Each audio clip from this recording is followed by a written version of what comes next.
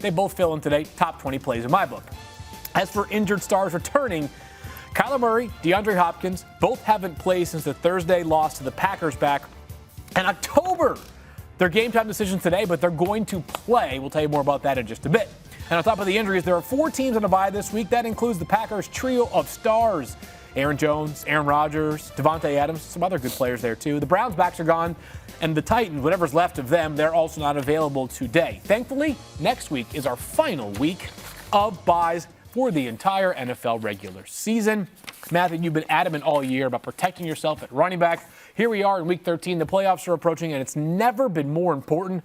Tell us about the advice that people should have been following throughout the year. Well, listen, I mean, it's obvious if ever there was a week, right? I mean, you see Thursday night. Ezekiel Elliott hobbling around. Tony Pollard looks great. No Dalvin Cook today. Alexander Mattison, who's been a top 7 fantasy running back each of the previous 2 times that he's filled in for Dalvin Cook this week, looks set to be a top 5 running back today. Jamal Williams filling in for DeAndre Swift in that same game looks to be a very good option. And there are other running backs that are banged up. If you are out there and you're like, all right, listen, Matthew, I didn't listen to you. Other people snagged the insurance running backs for my guys. Help me out. Give me a desperation replacement running back. I got a couple of guys that are available in more than 50% of ESPN leagues. You see some of them on your screen here. Now, Dontrell Hilliard, of course, is on a bye this week, but I do like him going forward. We don't expect David Johnson to play, so Rex Burkhead should get a lot of work. He's had 15 or more touches in back-to-back weeks.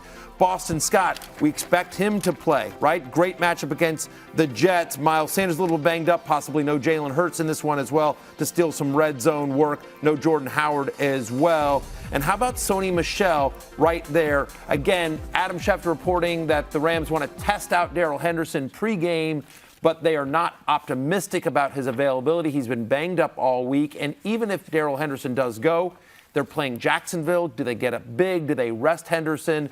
Sony Michel should see an increased workload today, regardless of whether or not Darrell Henderson is active. And obviously, you like the matchup with Jacksonville. It's a better defense than they get credit for. I will give them that. But off of the bye, the Rams played last week. But anyway, my expectation is this is a get-right game, or as Mike Clay would say, a fix-me game for that Rams offense. And a running game is always part of it for Sean McVay. My expectation is Sony Michel has more of a workload today than he has the last couple of weeks. We'll pick the brain of Stefania in just a minute on Darrell Henderson specifically. But let's take a look at all the injuries that we are monitoring throughout the day today. Here are the players that have already been ruled out. The list of names in the 1 p.m. slate includes those running backs we just mentioned in the Lions and Vikings game. No Damian Williams for the Bears. No Marquise Goodwin for the Bears. No Antonio Brown. Not only is he dealing with an ankle injury, but more importantly, he's been suspended for the next 3 games for misrepresenting his vaccination status. That, of course, is a story that sprung because his personal chef came looking for $10,000 and also implicated Antonio Brown in that situation. Later games, guys who are not available, a bunch of stars. Darren Waller, Deebo Samuel, how great have they been? Meanwhile, Melvin Gordon out tonight for the Broncos. That means plenty of Javonte Williams. Take a look at the players that we are monitoring throughout the day, and there's a long list, including 3 quarterbacks right at the top: Kyler Murray, Justin Fields, and Jalen Hurts. Fields has already been ruled out. A bunch of Bears are out today, as we already told you about, or doubtful. As I should clarify, Justin Fields is doubtful to play today. DeAndre Hopkins, Kyler Murray will have a report in just a few moments about their status. Late game injuries, look at all those running backs again. Darrell Henderson. James Robinson sounds iffy to play for the Jaguars. Clyde Edwards-Helaire. Odell Beckham Jr. popped up on the injury report this week, but he sounds good to go. Yeah. And so we take a look now at Stefania Bell for all the great insight on Darrell Henderson specifically, because this is a player who went from DNP to limited in practice late in the week, Stefania. But Sean McVay was not speaking like a coach that was particularly confident about having his back available. I think it really is up in the air. I mean, we're hearing with this quad strain that they're going to try and see how he looks before they make the ultimate decision. But it's not great. It's a soft tissue injury in a running back who's had his fair share of soft tissue injuries in the past. And I understand that they don't want to commit and rule him out straight away, but it certainly doesn't look optimistic at this point. And even if he did play, you start to wonder, how much are they going to use Darrell Henderson if they're at all concerned about this? I mean, the Rams, they're trying to right their recent streak over the last few weeks, but they're also thinking longer term. So they don't want to, spend all their money in 1 week, if you will. Yeah, and by the way, so Sony Michel, who I currently have at running back 30, but obviously would move significantly up if Darrell Henderson would out. He'd be a top 12 running back for me if Henderson were out. He's available in more than 2/3 of ESPN leagues. So, I mean, somebody that absolutely must be grabbed if you have Darrell Henderson or you have a late game window where you could make a pivot. By the way, it's worth noting that other than Darrell Henderson and Sony Michel, they got a practice squad running back field. And no one else. They don't have a lot of depth in that backfield active for today's game. They did a backfield swap yesterday, placing one on injured reserve and promoting one from the practice squad in the same exact game, Stefan. Again, a 4:05 kick, so hard to pivot here compared to those 1 o'clock games. James Robinson, who we ask you about him every single week because he has been banged up, this week, though, feels a little bit different than previous ones in which he's just played right through it. You know, he's had the heel issue. And remember when it first happened, there was this sense, Urban Meyer said, yeah, he expected him to go until that morning. So you really thought, well, this can't be that big of a deal, right? No, he's been on the injury report ever since then because of that bruised heel. Now also with the knee issue that's bothering him. I'm told that he feels that he will not be right until he has a few weeks to rest, that the heel is tender, it is sore, but he's probably going to try and play through it. So again, this is a player who's been gutting through an injury. It's not going to miraculously go away. Yeah, and this Jaguars team needs to think big picture. They're about to lose, or at least close to losing their 10th game already of the season. It happens a lot in Jacksonville. Stefania, one more here quickly is Jalen Hurts, who, of course, has been limited all week for the Eagles. Sounds iffy to play today at quarterback. I think he is iffy. You know, it's an ankle injury on a guy who is ultra mobile. I mean, he's not just a quarterback who can scramble to protect himself. He's a guy who they depend on to run. He has run design plays. He's got a bad ankle. He's very tough. We know that he wants to play through it. I think the team is concerned about whether he can do what he needs to do to protect himself. We will see. They play the Jets, too, by the way. So maybe if you know what, though? This year, you're right. Sunday. You're absolutely right. The 85 Bears here. Fair. We got to keep moving here. Fair. Gardner Minshew in line to potentially start for the Eagles. Let's head out now to Chicago, where we kick off our stadium tour with the great and perhaps a little bit chilly Michelle Steele there today at Soldier Field. And, Michelle, it's December in the Midwest. We have to ask you about the weather. How bad is it today in Chicago? Well, I'll say this, Field. When you said that I'm a little bit chilly, I'll correct you on that one. I am, I won't say miserable, but it's bone-chilling cold, and it's wet, and it's what's called in the Midwest a wintry mix, which is a delightful mix of not quite rain, not quite snow, not quite sleet, but you don't want to be in it. I actually just ran into a Cardinals staff member and asked him if he's savoring this game because it is the last game in the elements for the Arizona Cardinals for the rest of the regular season. All of the rest of their games are going to be either in Glendale or in a dome. And he said no. And then he went back into the locker room to get some gloves and a hat. So just in short, something to keep in mind today. We know what field conditions can be like at Soldier Field. It's going to be wet and cold. Yeah, again, December in the Midwest, these things tend to happen. The Cardinals looking for some good news. It's not weather-related today. Michelle, that is the status of their star quarterback and star receiver, Kyler Murray and DeAndre Hopkins. What can you tell us about their potential availability today? Yeah, absolutely. For fantasy, for football, for everything, all eyes are on number 1 and number 10 today. And I can report that at practices this week, Kyler Murray was leaning into those throws. He is expected to start this week. DeAndre Hopkins was at practice as well Wednesday, Thursday. He was held out just as a precautionary measure on Friday. Our own Adam Schefter is reporting it is likely that he's going to be in this game. He is going to be testing that hamstring, though, pregame. We've been looking out for him really all morning long. Because he is going to be out there, and depending on how he feels and, of course, what this weather is like, and as you can tell, it's already a little bit windy, he may be used a little bit more sparingly in this game. So for fantasy, maybe like a wide receiver 2 option. For Kyler Murray, on the other hand, I think that he is absolutely a start today if you've got him. All systems go. You know, Michelle, I'm hearing that Cliff Kingsbury is going to tell his offensive playmakers today to hold on to the football like Michelle Steele holds on to her umbrellas while on TV, because you have a tight grasp on that soon-to-be-blown-away umbrella. So we'll get you out of here on one last question. The Bears have no shortage of injury. It's super glued. It's super glued. Oh, that's the secret of TV magic right there. Yeah. The Bears have plenty of... I actually can't You literally I can't let let go go of it. Well done. Ball security is job security. One more question about the Bears, though, Michelle. I do want to get you back to somewhere toastier than the sidelines. What is going on with all their injuries? They got a bunch of them. It's not just the quarterback situation. They're short at wide receiver. What more can you tell us? Well, about half the starting lineup for this Bears defense is out, so keep that in mind today if you have any Cardinals offensive players.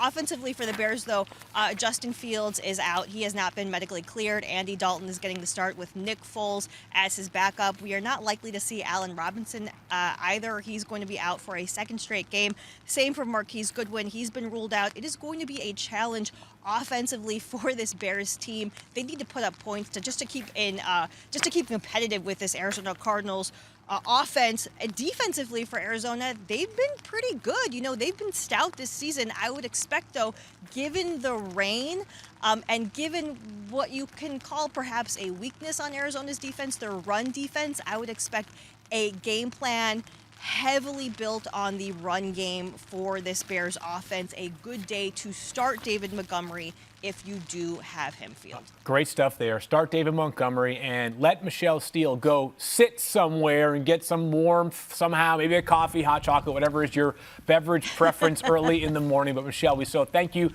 for being a part of Fantasy Football Now this morning, and we'll talk to you again next week, hopefully from Hawaii. Yes, please. Thanks, Field. I'll work on that one for your assignment. All right, so there was a lot to digest there, and a total pro and a total champ for powering through those elements there, Michelle Steele. So I'm going to ask you quickly, Stefania, about the injury side of those two Cardinal Star receivers, two Cardinal Star players, and then Matthew, the fantasy fallout. It sounds like Kyler is as close to all systems go as you can be coming off of an ankle injury at this point of the season. Not as concerned about him, but how concerned would you be about DeAndre Hopkins, who has already started and then left a game once earlier on this year? I think you feel pretty good about his health, but what's interesting is this week Cliff Kingsbury talked about having a conversation with DeAndre Hopkins about how valuable he is to the team, how they need him for the long haul, really laying out the big picture and sort of revisiting what happened when DeAndre Hopkins hurt that hamstring before. He put himself back in the game. You guys may recall that was not something that went over really well with the coach and may have cost him a little more time. So he understood, like, look, they need him in the game. He's valuable to them. Teams play differently when he's there. But you also need to be really honest with us about how you're feeling. And we need to make sure we don't overdo it in this first week back because we need you here for the long haul. Matthew, it felt like Michelle's assessment of the fantasy value of those two players was probably in line with where the rankings are. Kyler Murray at QB1, DeAndre Hopkins a low-end wide receiver 2. Do you feel differently at all?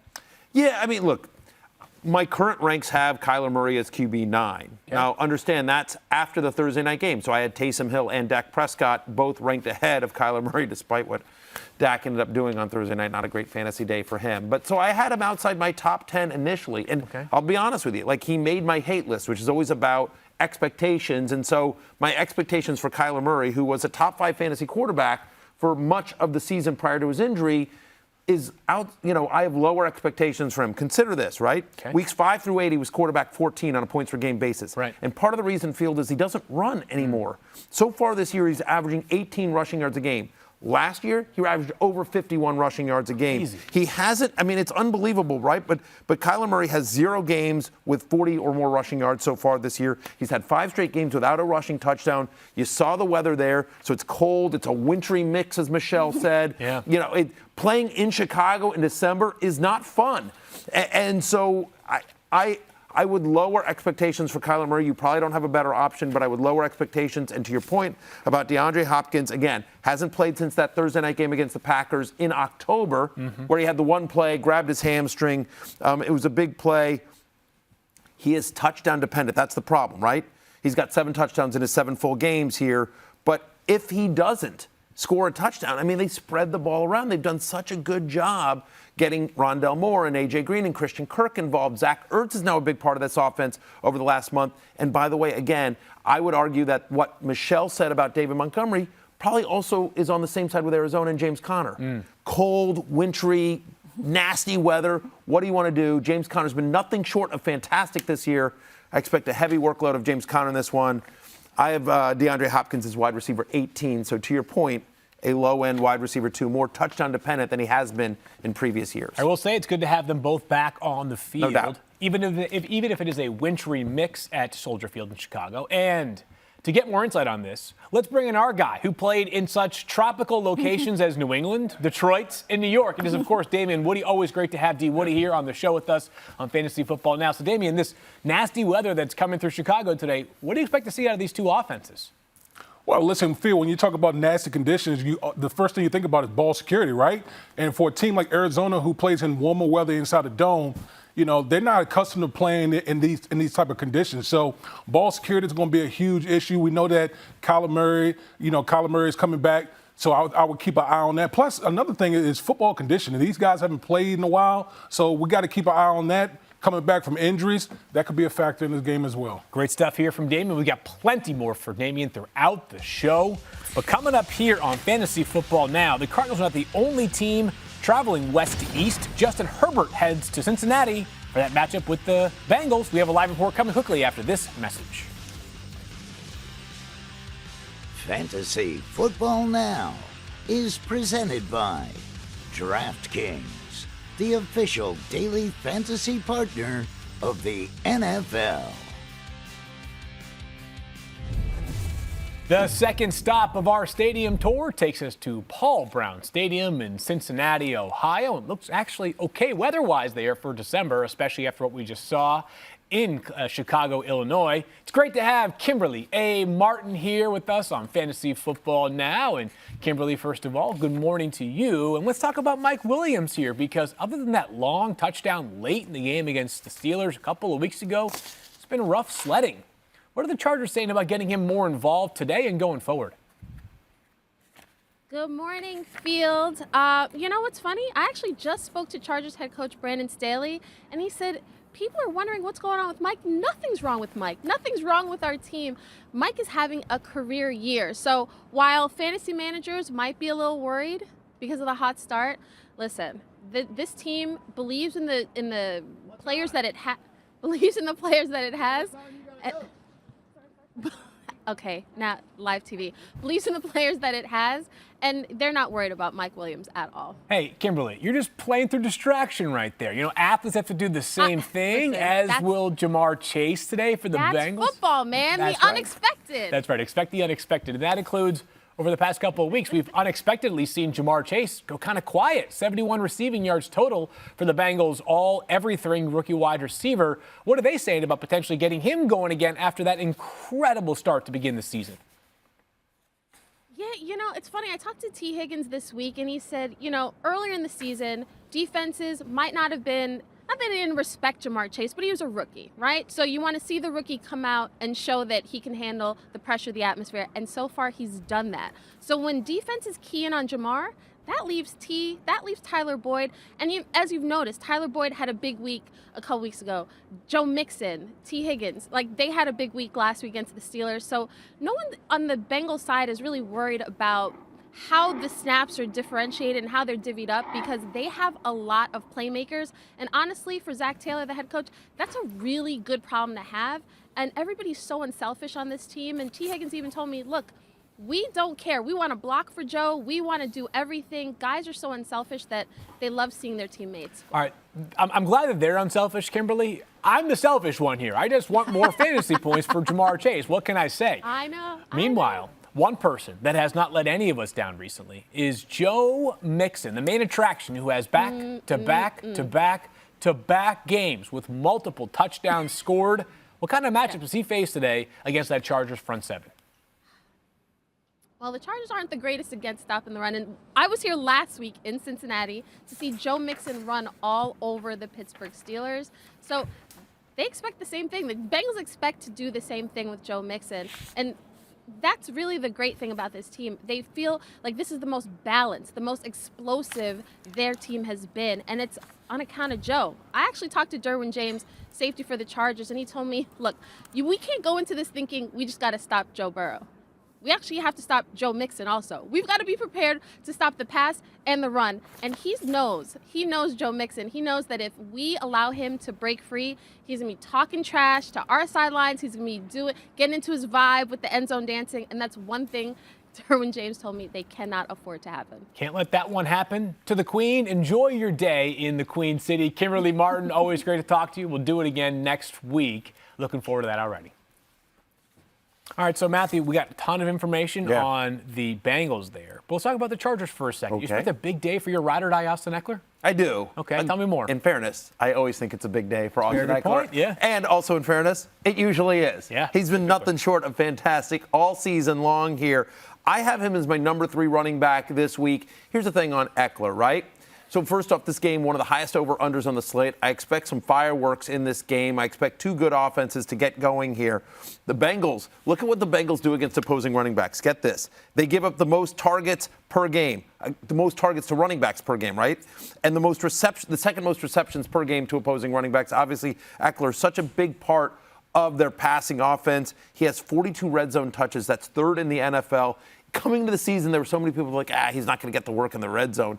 And I was just like, are you guys crazy? Look how good he is. By the way, he's getting the work in the red zone. Again, he has a lot more touches in the red zone than Keenan Allen or Mike Williams, for example. 7 receiving touchdowns, 7 rushing touchdowns. I say he gets into the end zone again today. Austin Eckler due for a big day against a Bengals defense, by the way, that, again, is in this bottom half of the NFL in terms of scoring defense over the last 4 weeks. Stefania, here's the good news. I have nothing to ask you about in terms of injuries for this game. It's shocking. I'm literally at a loss for words. Well, I have something to say, though. Oh, okay. What do you got? I want to talk about Joe Mixon. Okay. I want us to think about in the preseason. Okay. One of the reasons I went to Bengals training camp, obviously Joe Burrow was coming off a big injury. But how many games did Joe Mixon play last year? Do you guys remember? I'm going with 5. It was 6. 6. I was about to say 6, and then you cut me off. I had it, though. I knew. A third of what is now a regular season, right? Yeah. And we were worried about his foot because he disappeared. Now, do you know how many times he's carried the ball in the last 2 weeks? 58 rush attempts. Yeah. I mean, so what does that tell you from an injury perspective? It tells you they're not worried about his foot at all. It tells you that he's handling the workload. If this had been early in the season, I would have been really concerned. But it seems like the volume has ramped up gradually, and he's handling it really well. So just a really nice sort of comeback and evolution story, too, in terms of how he's playing for Joe Mixon. He has been exceptional. Speaking of exceptional, let's get our guy Damien Woody back in the mix here. And D. Woody, Justin Herbert's yardage numbers are good, but his interceptions haven't been so good recently, as he has 6 in his past 5 games. Now he's facing off against a Bengals defense that basically sent Ben Roethlisberger into future retirement last week. Are you concerned at all about Justin Herbert facing off against Cincy today? No, I'm not concerned at all. I mean, he's a gunslinger, and I think it's going to be fireworks. Matthew Berry talked about it. It's going to be fireworks today in Cincinnati. I think the biggest thing with the Los Angeles Chargers is their receivers lead the league in drops. They got 29 drops. So if those guys can hold on to the ball, his stats will be much more inflated right now. So I don't worry about this guy right here. This guy's a gunslinger. Yeah, he has been so fun to watch. Damien Woody, always fun to watch, will be with us for the rest of fantasy football now. And that's the Charger side of the conversation. What about the home team? For more insight, we bring in Pryor Matthew and the great Daniel Dopp with insight from the Fantasy Show. Okay, so while the season has been incredibly unlucky for some teams, the Cincinnati Bengals, definitely not one of those. Coming off a blowout victory over the Steelers and heading into Week 13, Cincinnati is 7-4. They have an inside track at the playoffs. But the Bengals' somewhat unexpected rise of the standings, has changed the fantasy calculus for a lot of their big-name players, right? Daniel, do me a favor. Bring me those Bengals stats that Statapillar left me. Oh, yeah. They left me right over there. Yep. Whoa, Daniel, whoa, stop. It's Week 13. You can't step on a crack. It's bad luck to step on a crack. There are cracks all over the floor. Daniel, if you step on a crack. Oh, break Mama Dopp's back. I don't want to break Mama Dopp's back. I freaking love Mama Dopp, Matthew. All right, then just step lightly and carefully, Daniel. All right. Okay? Yep. All right, while Daniel navigates his way across our crack-covered floor, I'm going to tell you that Bengals running back Joe Mixon makes the love list for me this week. Get this, over the last 4 weeks, Mixon averaging 27.4 points a game. He's finished as a top 4 fantasy running back each of those weeks. By the way, he's also now scored a touchdown in an incredible 8 straight games, including multiple scores each of his past 4 games. Unbelievable. And now this week, Mixon gets to face a Chargers defense that allows an NFL high 145 rushing yards per game and has yielded 20-plus fantasy points to running backs in 6 of their last 7. Mixon, my number 2 ranked running back this week. How we doing, Daniel? What's going on? We're getting there, Matthew. We're just going slow and trying to be safe. All right, great. Well, so while Mixon and the Bengals are thriving and somehow Daniel managed to avoid all the cracks, what has happened, though, is all this running success has led to a decrease in fantasy production for the Bengals passing game. Like, they're not trailing in games anymore. They're running so effectively, they don't have to play catch-up anymore. And that's a big reason why 2 of the members of the Bengals passing attack are on the hate list for me here in unlucky Week 13. Over his last 3 games, Joe Burrow averages just 10.9 fantasy points, and now he has to go up against that Chargers defense that since Week 5, the Bolts have allowed only 1 quarterback to score 18 or more fantasy points, really limits the ceiling of Burrow this week. Also, T. Higgins in a tough spot this week. That Chargers secondary allows the 2nd fewest yards per game to opposing wide receivers. They're also really good against the deep ball. Now, despite all the success that the Bengals are having as a team, I just don't love it from a fantasy perspective for their passing game in Week 13. Made it, Matthew. Didn't step on any cracks, and Mama Dop's back is saved. And those are the stats that, the stat approved ones that you were looking for the Bengals. Oh, great, thanks. But actually it turns out that all the stats I needed were, right there in the prompter. Could just read them off there. So didn't need this at all. Yeah, not a problem. No worries, Matthew. I got it. Daniel, you're stepping on a crack. No! Oh, my gosh. Oh, no. Oh, no. Hello? Mom? Your back suddenly broke? Oh, my gosh. It was for a bit on the fantasy show. Yeah, it's still on. No, it hasn't been canceled. Why does everyone ask that? Look, I'm sure it'll heal up in 6 to 8 weeks tops. Maybe months. Maybe 6 to 8 months. Mom, are you serious? I once got a tattoo on this show for a bit. A stupid tattoo that we never even show on the show anymore. Literally never reference it. But you don't hear me complaining about that, do you? No. But you break your back 1 time and it's just nonstop. I broke my back. Are we still doing spades with the ladies' Bible study later? Okay, great. All right, love you. Bye. Oh my God. And with that, we now say hello to the man whose nipple we just saw on TV. That's Daniel right. Goff, you're here in the flesh on Fantasy Football Now. How's it feel? It feels pretty great, Field Yates. I'm not going to lie. It's a lot of fun to be able to be here on the Sunday show. Been a long time coming. And I get to stand next to a good buddy of mine, Mike Clay, who writes an incredible column called The Wide Receiver Cornerback Matchup. And Mike, I got to be honest, it is my second favorite thing on ESPN Plus, right behind the fantasy show with Matthew Berry.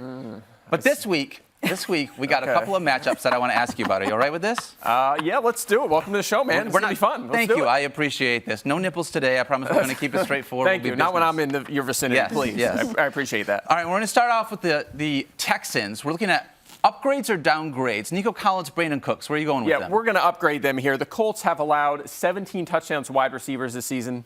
That is most in the NFL. So naturally, we're going to upgrade the wide receivers going up against them. 6th most fantasy points allowed to the perimeter this season. It's obviously been a problem area. And, of course, Brandon Cooks and the rookie Nico Collins could be a sleeper this week. Both of those guys primarily a line on the outside. So the Colts right now kind of struggling in that spot. They're rotating guys in. Xavier Rhodes hasn't been the dominant guy he was in the past. So he's been there. Rocky Sin has been out with injuries. They're working Isaiah Rodgers in. So, and by the way, Brandon Cooks, the last time these teams played, he had a big one. 9 catches in that game, 89 yards on 13 targets earlier this season against Indianapolis. So like him in this spot. I'd love to see that early season Brandon Cooks back. Absolutely. That would be fantastic. All right, next one up. We got the Buccaneers. Going to be without Antonio Brown again this week. But it hasn't been all shine and glory for Mike Evans and Chris Godwin. Are they going to upgrade or downgrade this week, though, against the Falcons? It's been kind of up and down, and we have picked on Mike Evans a lot in this segment throughout the season. He's had a lot of tough, one-on-one shadow situations. Not this week. He set up pretty nicely going up against Atlanta, 8th most fantasy points allowed to receivers this season, top 8 as well against the perimeter and the slot. So across the board, they have struggled. Now, what's really interesting, though, is Atlanta does have one of the best cornerbacks in the NFL, right? They have A.J. Terrell. He's in his 2nd year as a first-rounder last year. He has been terrific, but the thing is, he hasn't shadowed at all. He's a stay-at-home corner, and the spot that he's at is usually where Antonio Brown has been, and he was in the first meeting as well between these teams. Brown had 1 catch. It was his worst game of the season, and that's where Tyler Johnson has the line now as well. So what does that mean? It means Chris Godwin and Mike Evans and Rob Gronkowski. Actually, all 3 of them had a big game the first time these teams played. Evans, Godwin, they'll only be up against Terrell less than a quarter of the time. Okay, they're going to see Darren Hall They're going to see Fabian Moreau. It's a much better situation for them. So I like everyone away from Tyler Johnson. And, hey, it's easy to bench Tyler Johnson because he hasn't done anything in place of Antonio Brown. So you can feel good about those other players this week. Love that. All right, let's talk about another set of wide receivers here with the Bills. Yeah, absolutely. Bills going up against New England, two of the best defenses going at it in this matchup. And look, New England, they have J.C. Jackson, right? He is a standout shadow corner. He has shadowed a handful of times this season, 5 times at least partially this season. I expect him to be on Stephon Diggs in this matchup. I think he'll be on him throughout. He'll shadow. Now, here's the thing. He shadowed him twice last year. Stephon Diggs, let me know if you think this is good or not. 19 targets, 15 catches, 237 yards, 3 touchdowns in 2 games. I would take that, I think. Yeah, that's pretty good, right? Yeah. So obviously Jackson had his troubles with Diggs. However, the New England defense is significantly better this season, right? They're top 5 in terms of fantasy points allowed overall, to the perimeter, to the slot. They're number 1 in all 3 of those categories over the past month. They have been dominant. So, yes, Jackson has had some good numbers when he has shadowed this season, right? The production of the guys he's been up against hasn't been too hot. But, again, the defense is playing much better. So I'm worried about that. I'm worried about Diggs. I'm worried about Emmanuel Sanders and Cole Beasley as well. I'm downgrading these guys across the board. How can you not be worried about Emmanuel Sanders with his last run of couple games? You're right, exactly. Oh, my goodness. All right, last one. Let's talk about the Chargers here taking on the Bengals. We've talked about this game a couple times already so far. Obviously, you got Mike Williams and Keenan Allen. Upgrade or downgrade for them this week? Yeah, so this is going to be a mild downgrade, we'll say. Okay, so Chidobe Awuzie is the top corner for the Bengals. He's having a pretty nice season, but it's kind of interesting because when he is shadowed, which he's done a handful of times, the results for the other receivers has been good. They put up decent numbers. He hasn't really been a detriment. Now, it's a lot of superstar receivers. They're going to get their numbers regardless, but he hasn't been too much of a detriment. However, he's playing well, and that shows up statistically overall this season, right? The Bengals have allowed the 11th fewest fantasy points to his side of the field. They've allowed the 4th most to the other side of the field, which is where Trey Waynes has been, and now Eli Apple most recently. So I do expect Awuzie to follow Mike Williams around. That's a tough matchup, small downgrade. There's a couple things to consider there.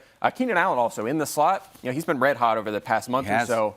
He's going to draw Mike Hilton, right? And from his time in Pittsburgh, now in Cincinnati, he has been one of the better slot corners in the league. Started slow this season, but he's picked it up as of late. So, again, it's kind of tough for matchups for those two guys. I think a mild downgrade, not panicking. Maybe you go another way, maybe spend elsewhere in DFS, something like that. Sure. But a little concerned about that. And maybe you get, maybe you get one of them random 52-yard touchdowns from like a Jalen Guyton or a Josh Palmer up against Eli Apple. I don't know, maybe a little bit of a deep sleeper there for DFS tournaments. All right, I like it, Mike Clay. One of the best articles that we have all week here at ESPN. Mike, we're going to do some tweets. You ready for this? Let's do it. We're going to take a couple tweets here. The first tweet comes from DD. I accidentally dropped CeeDee Lamb last week and couldn't get him back. What? I need help badly picking up one of the flex options for this week. Dalton, Josh Reynolds, Goddard, Adrian Peterson, hashtag non-PPR, hashtag fantasy football now. Can we start with the part where you accidentally dropped CeeDee Lamb? What happened here? What? How do you do that? What is, They're literally speechless. They can't put together a sentence. What do you do?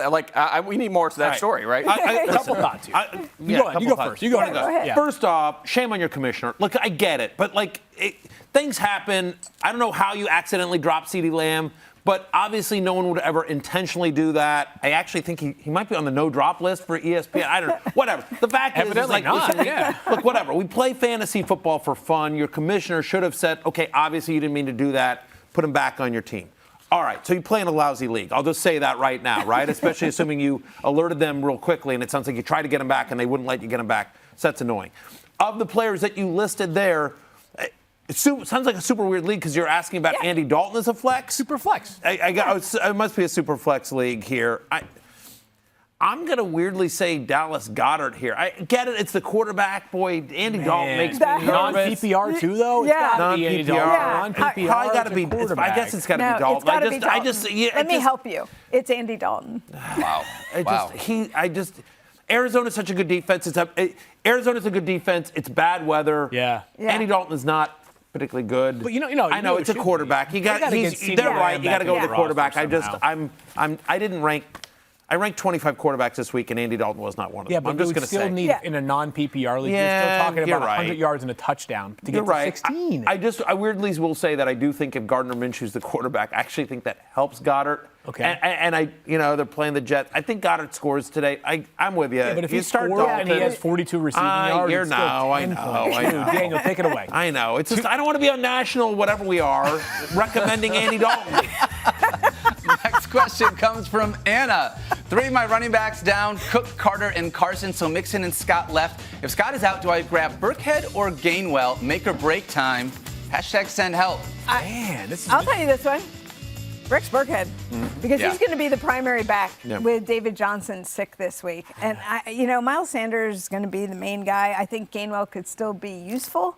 Rex Burkhead's, volume-wise, we talk about opportunity. It's not really an exciting choice for me, but Matthew, what do you think? No, I agree with Stefania. We talked about this. Rex Burkhead's gotten 15 touches each of the last 2 weeks. It's not a great matchup, but it's also not one that totally scares you, right? Believe it or not, the Colts 23rd against the run over the last 4 weeks, and so Burkhead should be, he's volume dependent, but he should get the volume. As Stefania says, we don't expect David Johnson to play in this game as well, so they don't have much depth behind it. Maybe you'll see some Royce Freeman, but give me sexy Rexy. You know what? If it's PPR scoring, which I did not see that in the tweet from Anna, who's a lawyer, Esquire, I go with Kenneth Gainwell. If no Boston Scott available, you're down Jordan Howard and Boston Scott. He'd be your pass-catching back right away. Minshew Mania could be under center. I go with Kenneth Gainwell if it's PPR. If it's non-PPR, stick with Rex. wow. Okay. I'd say Rex Burkhead has more fantasy points than Kenneth Gainwell today, regardless of scoring. Hold on. No, that's not. Next PPR. tweet. Sorry, Matthew Berry. Jeff Blaylock. I'm thinking of starting Javonte Williams and benching Saquon this week in a PPR league. Am I crazy? Mike Clay, I'm going to start with you. Is it crazy to bench Saquon Barkley for Javonte Williams? Crazy? No. Would I do it? No. No. I'm sorry. I'm sticking with Saquon. He is, Over Javonte Williams? Oh my gosh. Yeah, let's With see what the Melvin Fed has to say Gordon? about this. Oh, what you're No going to Melvin start? Gordon. Can I handle this one? Yeah, please do. You've done all the rest of them so well, Matthew. Go ahead and take Here's this one, the thing. too. You're not crazy for starting Javonte Williams over Saquon Barkley. You are crazy if you listen to Mike Clay on this one. Are you? Mike Clay is one of the smartest guys we have here in ESPN, but he has a blind spot to Saquon Barkley. It's the most insane thing Yes, ever. love. Nope. He loves him to Saquon Barkley. Find somebody who looks at you the way that Mike Clay looks at Saquon Barkley. Look, Saquon had 2 top 10 fantasy outings before his injury, right? Yeah. Javonte Williams has 2 career top 25 fantasy outings, right? He has not been given the baton yet. We don't even know his role, what his role is going to be. Melvin Gordon I know his is role. out today. I'll tell you his role. So Javonte Williams and Vic Fangio already said he has no problem making him the lead back today. Mike, you like numbers. 4.9 yards per carry, 7.1 yards per reception. Go with Javonte. Right. And by the way, they have Mike Glennon under center. They're in Miami. Miami's been a red-hot defense so far over the last month. That offense in New York is an absolute mess, and you don't feel any better that Mike Glennon's under center. Meanwhile, by the way, Jeff Legwold, who does a great job covering the Broncos for us here at ESPN, talking about the fact that the expectation here is that Javonte Williams is going to carry the majority of the load here. That, he was talking about the fact that in practice he hasn't seen a lot of Mike Boone other than in a very small, specific packages. It's going to be the Javonte Williams show tonight against the Kansas City Chiefs. Sushi bet, Mike Clay, me and you. Let's do. I'm in. Let's go. Let's go, Mike Chiefs. Clay and I I'm in. do sushi. We'll bet a sushi lunch. Let's you go, and I, Barkley. on All that we have Javonte versus Saquon. From right now, however, we'll be back a little bit later on in the show with some more tweets, so keep sending them in. I'm going to send it back over to Field now. Yeah. It's weirdly, my seat is getting really warm. Daniel, All I know is, no, they don't send in tweets. You tweet at. You use the hashtag FFNow. Hey, is there a scarier prospect than a well-rested Patrick Mahomes? We have a live report coming up soon. This is Fantasy Football Now, presented by DraftKings. Monday Night Football heads to Orchard Park for just the second time since 2008. Mac Jones and the Patriots are 8-4, have won 6 straight, take the top spot in the AFC East away from Josh Allen and the Bills. They're 7-4. 8 Eastern, 5 Pacific on ESPN, ESPN Deportes, and the ESPN app. Our coverage begins with Monday Night Countdown at 6 Eastern, 3 Pacific, and on ESPN2, Peyton and Eli, 8 Eastern, 5 Pacific. They'll be breaking down the Patriots and the Bills with the special attention paid to the quarterbacks, Mac Jones and Josh Allen. And it's always great to see who their special guests will be. Monday Night Football coverage is also available on ESPN and the ESPN app. We were hitting Tom so fast and so often that there were times you felt this must be a screenplay because I'm getting in too fast. I'm just going to dump it over my head. Once I saw him slam the ball a few times, starts yelling at his lineman. I'm seeing it in his face. He don't know what to do. I realized it's not a setup. Pressure on Brady and the ball is... And that D-line that day was impossible to stop. I mean, we had great players up front trying to block them, but they were just unblockable. Tom Brady and Man in the Arena is presented by NerdWallet. We move southeast to Atlanta, where we find a well-rested and I believe very warm Dan Graziano, who is there to take in the matchup between the Tampa Bay Buccaneers and the Atlanta Falcons. Tom Brady, in his career, has never lost to the Atlanta Falcons. But Graz, the last time these two teams played, last week, we had a quiet day from Mike Evans and Chris Godwin, just 7 combined catches for 40 yards. What are you hearing about the Bucs trying to get them involved today? Yeah, talking to Bucs players, it sounds like they believe that teams are trying, what we're seeing a lot around the league, that too high safety look that's limiting deeper shots. And Leonard Fournette's been so good at catching the ball out of the backfield and making plays like that they've just been able to transition to that and lean on that a little bit more. Obviously, Brady knows that he values Mike Evans and Chris Godwin. Brady's been playing quarterback for a million years. He knows he's got to keep his receivers happy, and there's definitely going to come a day where those guys hit it big again. Could be today, but if the Falcons set up the way that the Colts did, the way a lot of Tampa Bay's recent opponents have, Leonard Fournette is so hot that they're content to lean on that until somebody shows them they can stop it. Hey, Dan, appreciate all of that. Is there, speaking of, we sort of know the big name stars in Tampa Bay, right? You just mentioned Fournette, obviously. You've got Godwin, Evans. You've got Rob Gronkowski. With no Antonio Brown playing not only today, but now suspended for a couple of games, we're not going to see him at least until Week 16. Is there any complimentary Buccaneers that I didn't mention that they want to try to get going? Is there like a Scotty Miller or something like that? Is there any other Tampa Bay Buccaneers players that we should have on our radar? No, I don't think I can give you anybody specific, unfortunately, because they like all those guys. They like Tyler Johnson.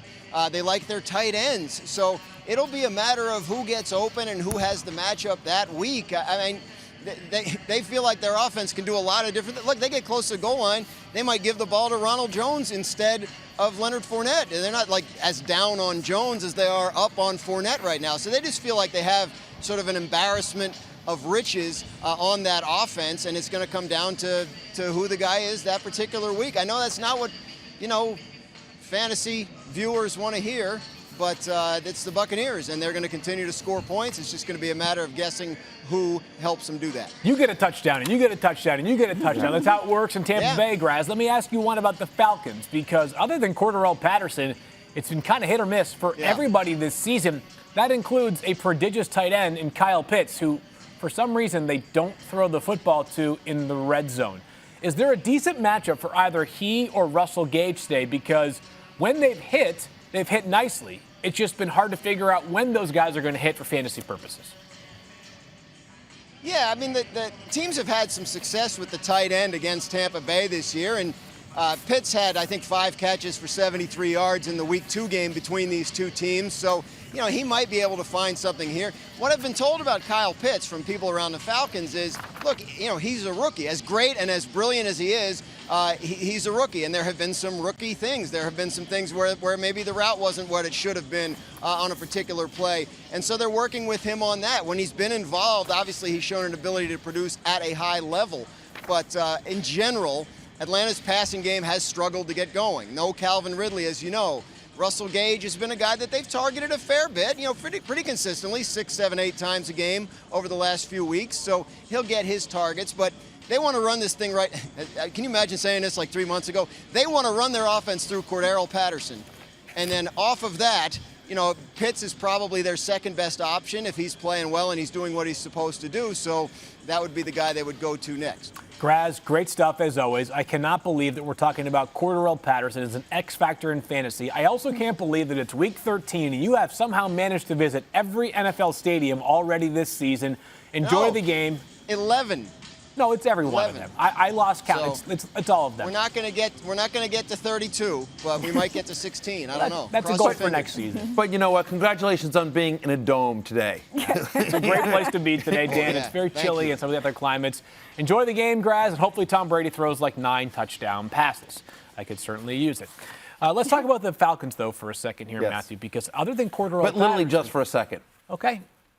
For you, that's like 95 seconds. So Fair. I'm just like, what else is there to 94 talk remaining about? seconds on You're Cordarrelle starting Patterson. You're starting Kyle Pitts Okay, you and are. Cordarrelle Patterson, and that's it. Yeah, it's such a weird else can you do? conversation, right? Because it's like Kyle Pitts on the one hand, the numbers bear out. Like, how can you possibly start this guy? On the other hand, you're like, oh wait, who am I starting instead? Like the third string tight end for the Jaguars, who like was called up from the XFL yesterday, right? Like that's the reality we live in once again at tight ends. Travis Kelce's a unicorn. The rest of them are sort of like, we'll figure it out, right? Yeah, I mean, look, if there's something you can hang your hat on, I guess, here is that we expect the Falcons to have to throw, right? They're double-digit underdogs in this game, right? We expect the Tampa Bay Buccaneer offense to have absolutely no problem putting up points on Atlanta. So in a domed environment, they will be throwing. Matt Ryan traditionally plays better when he is at home in the dome. Again, if there's a way to attack Tampa Bay, it is at that secondary. So, listen, you're already starting Cordarrelle Patterson. I do think, given the dearth of quality at tight end, you're starting Kyle Pitts. And if you're desperate, listen, Russell Gage has double-digit fantasy points in 4 of the last 5. I don't mind him as a wide receiver 3, 12-team league flex option in PPR leagues. I love when you use the word dearth because, like, you say it with a lack of confidence. You're like, I think I'm using this correctly, but I'm not Stefania. So English is my second language. We all know that. Language is my second language. Yeah, English is my second language. Good stuff right there. Anyways, signs, gestures, facial expressions. You know what I meant by dearth? I knew exactly what you were talking about. Let's get a man who actually was a teammate of Tom Brady for some time. He won a couple of rings with him. And D. Woody, on the one hand, we know that Tom Brady is going to do whatever it takes to win, and that might mean handing the football off or dumping the ball off in short passes. But on the other hand, that might not mean such good news for his fantasy value. Do you think there's a chance that we'll see a better real-life Brady than a better fantasy Brady for the rest of the season? No, I think we will see a better fantasy Brady. I think, recently teams have been playing the Tampa Bay Buccaneers differently, 2 high safeties, basically forcing them to run the ball or just pressing them to run the ball with Leonard Fournette. And he's been hot, but not everybody runs that same type of scheme. So I think once we get down the stretch, we're going to see some teams with some really bad defense, and I think Tom Brady is going to take full advantage of that heading into the postseason. Hey, around this time last year, he got scorching hot. This is when the Bucs kind of made their leap last season. Let's see if they do the exact same thing. Good stuff from Damian Woody, who is not going anywhere. He will be with us throughout the rest of Fantasy Football Now. You knew who won't be with us? Daniel Jones, because he's out today for the New York Giants. What does that mean for the offense in Miami? We have a live report coming up at some point here on Fantasy Football Now. You're watching Fantasy Football Now, presented by DraftKings.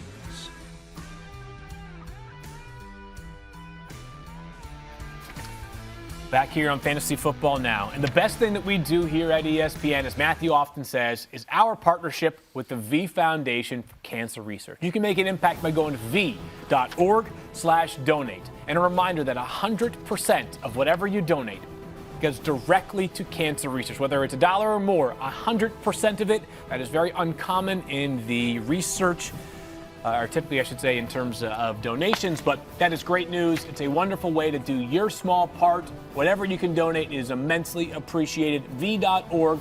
It is the conclusion of V Week here at ESPN. There is a ton of pride in our partnership here. We hope that you can make a difference in this incredibly, incredibly important research. The trade deadline passed this week in most leagues, so let's take a look at some notable numbers in those final days. Managers refused to part ways with Jonathan Taylor this week. Taylor's swift rise to the top. See what I did there? I heard you. So the top of the running back ranks as other managers seeing red. Everyone's losing sleep over DK Metcalf's lack of performance recently. You could almost say they're sleepless in Seattle. Metcalf was offered up the most of any player over the last week. Matthew wrote my script. As for the player who was moved a lot, deals involving Melvin Gordon were accepted 70% of the time, the most of any running backs. We work our way west for stop 3 of our stadium tour. Actually, stop 4. But it is Diana Russini, the great Diana Russini, who is up early for a game at 8 p.m. Eastern time in Kansas City tonight. She is at Arrowhead Stadium. She's probably having some brisket or had some for breakfast. It's way past her breakfast time. But Diana, good morning. And the Broncos ruled out Melvin Gordon last night, meaning it should be the Javonte Williams show today. They've been splitting touches throughout most of the season. How much work could Javonte Williams be in line for tonight? All right, I want to first start with explaining that the Chiefs defense hasn't allowed a running back to score a touchdown against them in 7 games. So keep that in mind. But let's talk about Williams, though, in terms of how the Chiefs see him, right? We saw him last week. He had a really good game. He's going to be very productive, or at least expected to be out in this game. And, you know, there's a lot of buzz about him in terms of what his capabilities are. And even though he's a younger player, they have a lot of confidence that he can be good out on the field. So all week long when we were talking about the running back position with this Broncos team, he was actually the name that was standing out. But you have to keep in mind the Chiefs defense, which we've seen really up and down this past season, they've been a lot better the last few weeks. So it's something to consider today. Hey, Diana, it's Stefania. How are you? I want to know if you've heard anything about how significant this injury really is for Melvin Gordon. I mean, he's been banged up with the shoulder issue, but the hips happened last week. He came back in the game, which is why a lot of us sort of discounted it early, but then no practice at all this week. It really doesn't sound good. Yeah, when we heard that he was ruled out last night, a lot of people that were covering this game weren't very surprised by that because we had heard that he wasn't doing well. In terms of the seriousness, the last person I spoke with, and it was actually earlier in the week in Denver about it, it was sounding like it was week to week. So that's always good news, right? When it's short term and it's not really giving, or the information is not really giving you a feeling that it could be something that's going to be nagging him for a month or so or 3 weeks. So, for now, I think they think it's going to be all right. But obviously with him being out in such a big game, with the Denver Broncos not being able to beat the Kansas City Chiefs in 11 straight games, they want him out there, but he obviously can't go yet, Stefania. Diana, I'm going to try to remain calm as I ask this question. Tears are nearly falling from my eyes right now as somebody who rosters Courtland Sutton in the War Room League. Since week 7, he has 7 total catches. Seems odd for a guy that you just paid $61 million to stick around for the next 4 seasons. Are the Broncos saying anything about getting him going in a game in which they probably need to score points to keep in this one? This always happens, right? Mm-hmm. Field, you hear all week long, you try to talk to people, especially on the offensive side. They're not going to give you the game plan, but they're always encouraging, and they're always giving you the phrases, the lines that you want to hear that, yeah, we want to get him the ball. They know they need to have him part of this offense today if they want to have success, especially against this Chiefs secondary. So the plan is, yes, to get him the ball. But unfortunately, we haven't seen it that much. So the problem is I'm not ready to buy in on it yet. I'm not going to believe it until I see it out there. But obviously, this is going to be a game where if he could step up, what a perfect time for him to be productive. He has a full invite to fantasy football now. Any weekend he wants if he steps up in a big way tonight here. Let me ask you about the Chiefs running backs, Diana, as we know that Clyde Edwards-Helaire added to the injury report late because of an illness. Sounds like he's questionable to play. Do you expect him to play? And if so, do you have any sense on the workload between he and also Darrell Williams? Yeah, let's just start a little bit more macro, big picture in terms of the run game for the Chiefs. I don't expect this to be the type of game where we're going to see a lot of gain on the ground. This is going to be Patrick Mahomes, Travis Kelce. Travis Kelce has done so much damage against the Broncos defense over the years. This is a type of game where his position is a tight end. This is where he can really stand out. We know Fangio's defense is going to come physical. They're going to try to confuse Patrick out there, but this is going to be a passing game that we're going to see. So back to smaller picture of the run game here for the Chiefs. Clyde Edwards-Helaire, yes, he's dealing with some injury. I'm expecting him to play today. I'm expecting him to be active in this one. But in terms of how much they're going to use the running backs, I don't expect it to be that much. So, hey, Diana, question for you then. If you don't expect the running backs to be used as much, and this is a passing attack, then listen, we know about Travis Kelce, we know about Tyreek Hill. Is there another complimentary Chiefs pass catcher that you think that should be on our radar? I don't at this point. And it's, Matthew, I'm so glad you're asking me that, because I did speak with someone from Kansas City about that, because I wanted to see if there was going to be other options, knowing that this last week they really focused on third down. I was trying to figure out why, because they're so good on third down. They're the best in the league.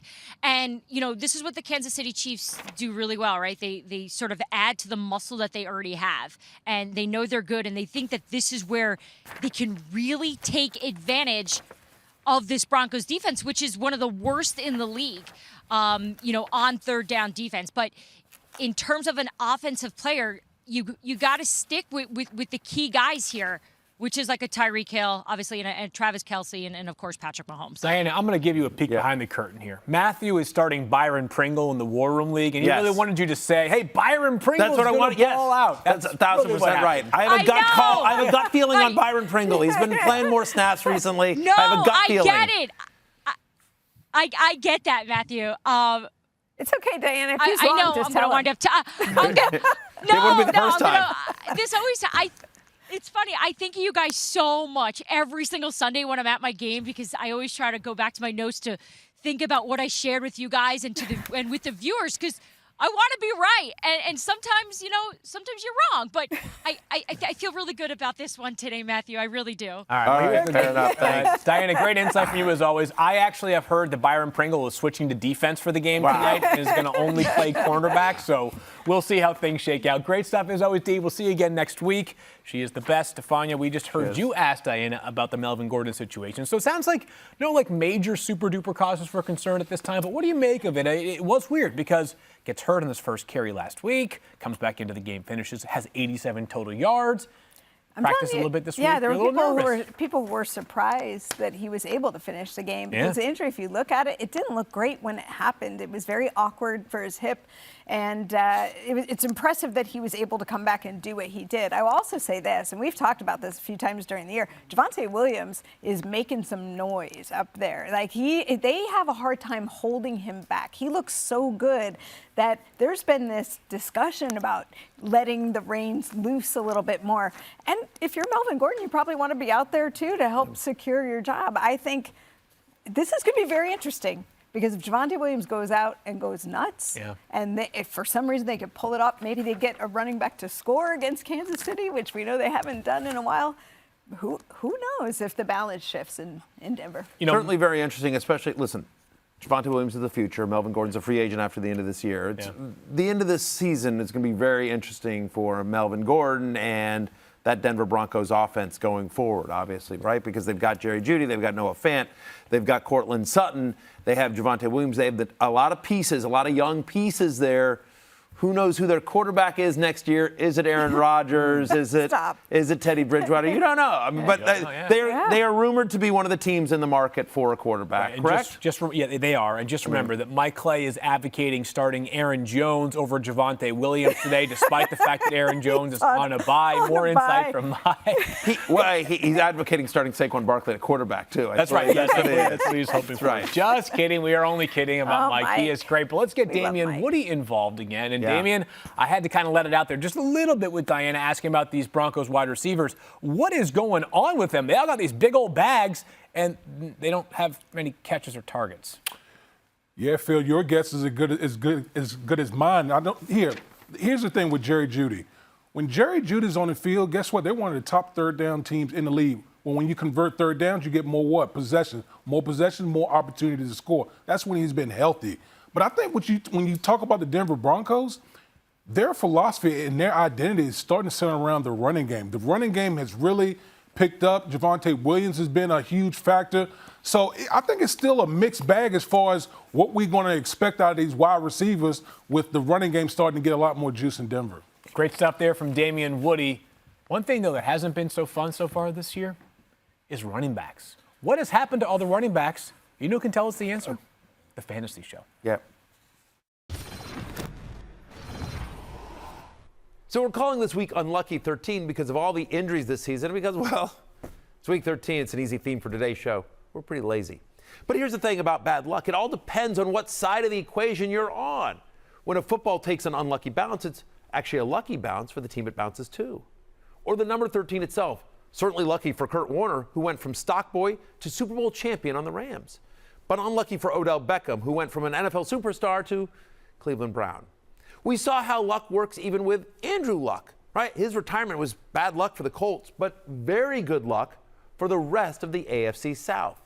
Which brings me to Dalvin Cook and DeAndre Swift. Their injuries are certainly bad luck for Cook and Swift managers, but amazing strokes of good fortune for managers that have Alexander Mattison and Jamal Williams on their rosters. In fact, both Mattison and Williams are on the love list this week. Now, I already mentioned Mattison briefly early in the show, right? But lucky for you, here's even more on him. In both of his starts this season, Mattison has seen at least 25 carries and 7 targets. There have only been 3 such games from a running back this entire year. Oh, and Alexander Mattison has 2 of them. And now he steps into a great matchup this week as the Lions, who Mattison faces this week, rank bottom 5 in both rushing yards per game and rushing touchdowns per game allowed to running backs. I bet they're bottom 5 in other stats too. As for Jamal Williams, he's on the other side of this matchup, and he saw 20 touches last week after taking over for Swift. He's in line for another massive workload this week in the same game against the Vikings. Oh, by the way, and it's a great matchup for Swift as well. Minnesota allows over 100 rushing yards per game to running backs this season. By the way, in this bad luck running back injury season, we of course know that Derrick Henry, Christian McCaffrey, that they're out, and that the respective teams are also on a bye this week. But 2 running backs in line to benefit from the bad luck of Henry and McCaffrey, Dontrell Hilliard of the Titans, Chuba Hubbard of the Panthers, are still available in approximately half of all ESPN leagues as of this taping. Go get them if they're available in your league. Stash them. I think you'll feel lucky if you manage to land them, especially for next week. Oh, hey, Mark. You know, maybe it was just dumb luck, but you made an interesting point. I'm really interested to know more about this 2 sides of luck. Well, thank you, boss. Appreciate that, Norby. I mean, it's Matthew, but thank you. So here's the deal. I was wondering, since you said it's very, there's bad luck and good luck and all that, it was very bad luck for ESPN that this show exists. So what is the positive about your show existing? Well, it's... Huh.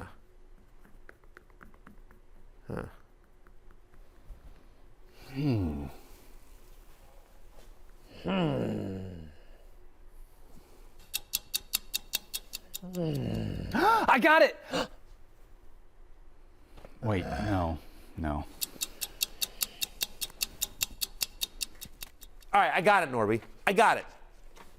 This show is the exception that proves the rule. Huh? The exception that proves what rule? I don't even remember what we're thinking about anymore. Yeah, I don't either. Daniel, do you? Was it trumpets and elephants? No. Probably not. Can you imagine if an elephant played a trumpet, though? That's pretty good. That's funny. That's a good one. Time now for our stadium tour to continue. We head very, very south. And who else would we find in Miami Gardens than our resident Florida man, Jeff Darlington. Always good to have JD on the show with us here today. And Jeff, we know that the Giants are not going to have their starting quarterback, Daniel Jones, which instead means Mike Glennon under center. What do you expect this offense to look like against a defense that you can make the case has been the hottest in football over the past 4 weeks? Right field. Well, the problem here is that the Giants are up to their neck in wide receiver injuries right now. Sterling Shepard, Kadarius Toney, both not expected to play in this game, but it's not a stretch to say that Glennon could still give this team a jolt at the position. He's a veteran in this league. As he said, he hasn't gotten all that many starting opportunities with a good team. He feels like he can go out there, potentially be successful, but we know the challenge that he's up against right now. The NFC still feels like it's a little bit potentially out of reach, but with a win in this game, certainly something that the Giants feel like they'll put them at least back in the hunt in that conference. Hey, question for you here, Jeff. Let's talk about what this Giants offense is going to look like with Mike Glennon under center. Mike Clay loves himself some Saquon Barkley. It's a tough matchup with Miami. What's the thought here with Mike Glennon under center? Do they try to lean on the run game more and get Saquon going? What are you hearing? Well, Glennon basically did say that he is willing to take risks if they present themselves, that he's not just going to go out there and hand the ball off just to do so, that he feels like he's a good quarterback that has a good relationship with Freddie Kitchens, dealing with a new offensive coordinator. So even though he's got the wide receivers down, he's got a coordinator in Freddie Kitchens, this is still a situation where Glennon feels like he's going to take his chances throughout this game. Jeff, on the other side of the ball, we do have the Dolphins getting some good news back in the form of Devontae Parker, who was activated off of IR yesterday. What are you expecting in terms of a workload for him? Is he all the way back, or is it going to be an ease him into action? Well, you know, he hasn't played since week 8, but when he did play in that game, when he played before that game, he actually had one of his best games of the season. So the team feels like he's ready to roll. This is not a situation where they plan to minimize his reps. The real question here is, though, that this has also been a team that has run a lot of RPO. Tua Tagovailoa, while being very efficient, has been very quick with his release. How often will he try to go with the deep ball to a guy like Devontae Parker remains to be seen. But he is at least a weapon. Field, you told me to pick him up in my completely decimated fantasy roster that is just awful right now. So I am putting all of my hopes, all of my aspirations on Devontae Parker. And if he does not succeed, I throw it back to you and completely blame you for the lack of success. I mean, duh, that's how it works, That's Jeff. how it It's works. basically like if your team does well, you manage excellently, if that's a word, and if it does poorly, it's my fault. It's Duh. on me. Absolutely. You are not That's a right. rookie in that move, That's Jeff correct. Darlington. That is a veteran Nope, that's FF correct. move, yes. To your point, though, Jeff, about Devontae Parker, look, Tua and Jalen Waddle seem to have discovered this reconnect from the Alabama days. And with Waddle's emergence, is there really still the role for Devontae Parker? Well, I mean, that's the question, too. Waddle has done things downfield as well. So even if those options and opportunities do come up, you would think that that comfort level has presented itself. But again, like Devontae Parker, nobody in Miami denies that this guy, when he shows up big. He's an incredibly talented receiver, but he's just so often injured that they don't feel like they can rely on him that much. But he is a great weapon for this team.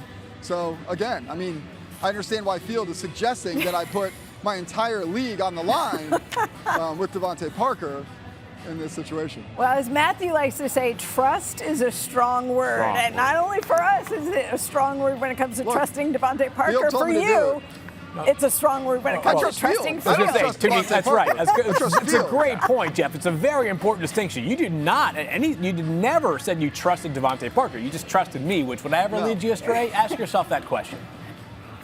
You guys both have great No, hair, no, so, I mean. Look at that. It's a hair club. Hey, Jeff, we always appreciate you being on. And I would say that we'll see you next week, but I'm not certain that you'll actually agree to come on the show next week if Devontae Parker flubs. That's So right. hopefully we'll see you next week. Look, you put your neck on the line for me, and I just hope that I can win my I'll fantasy stick my league neck as a out for you result. any week, any season. Great stuff there, Jeff, as always. We'll talk to you next week. Thanks, Phil.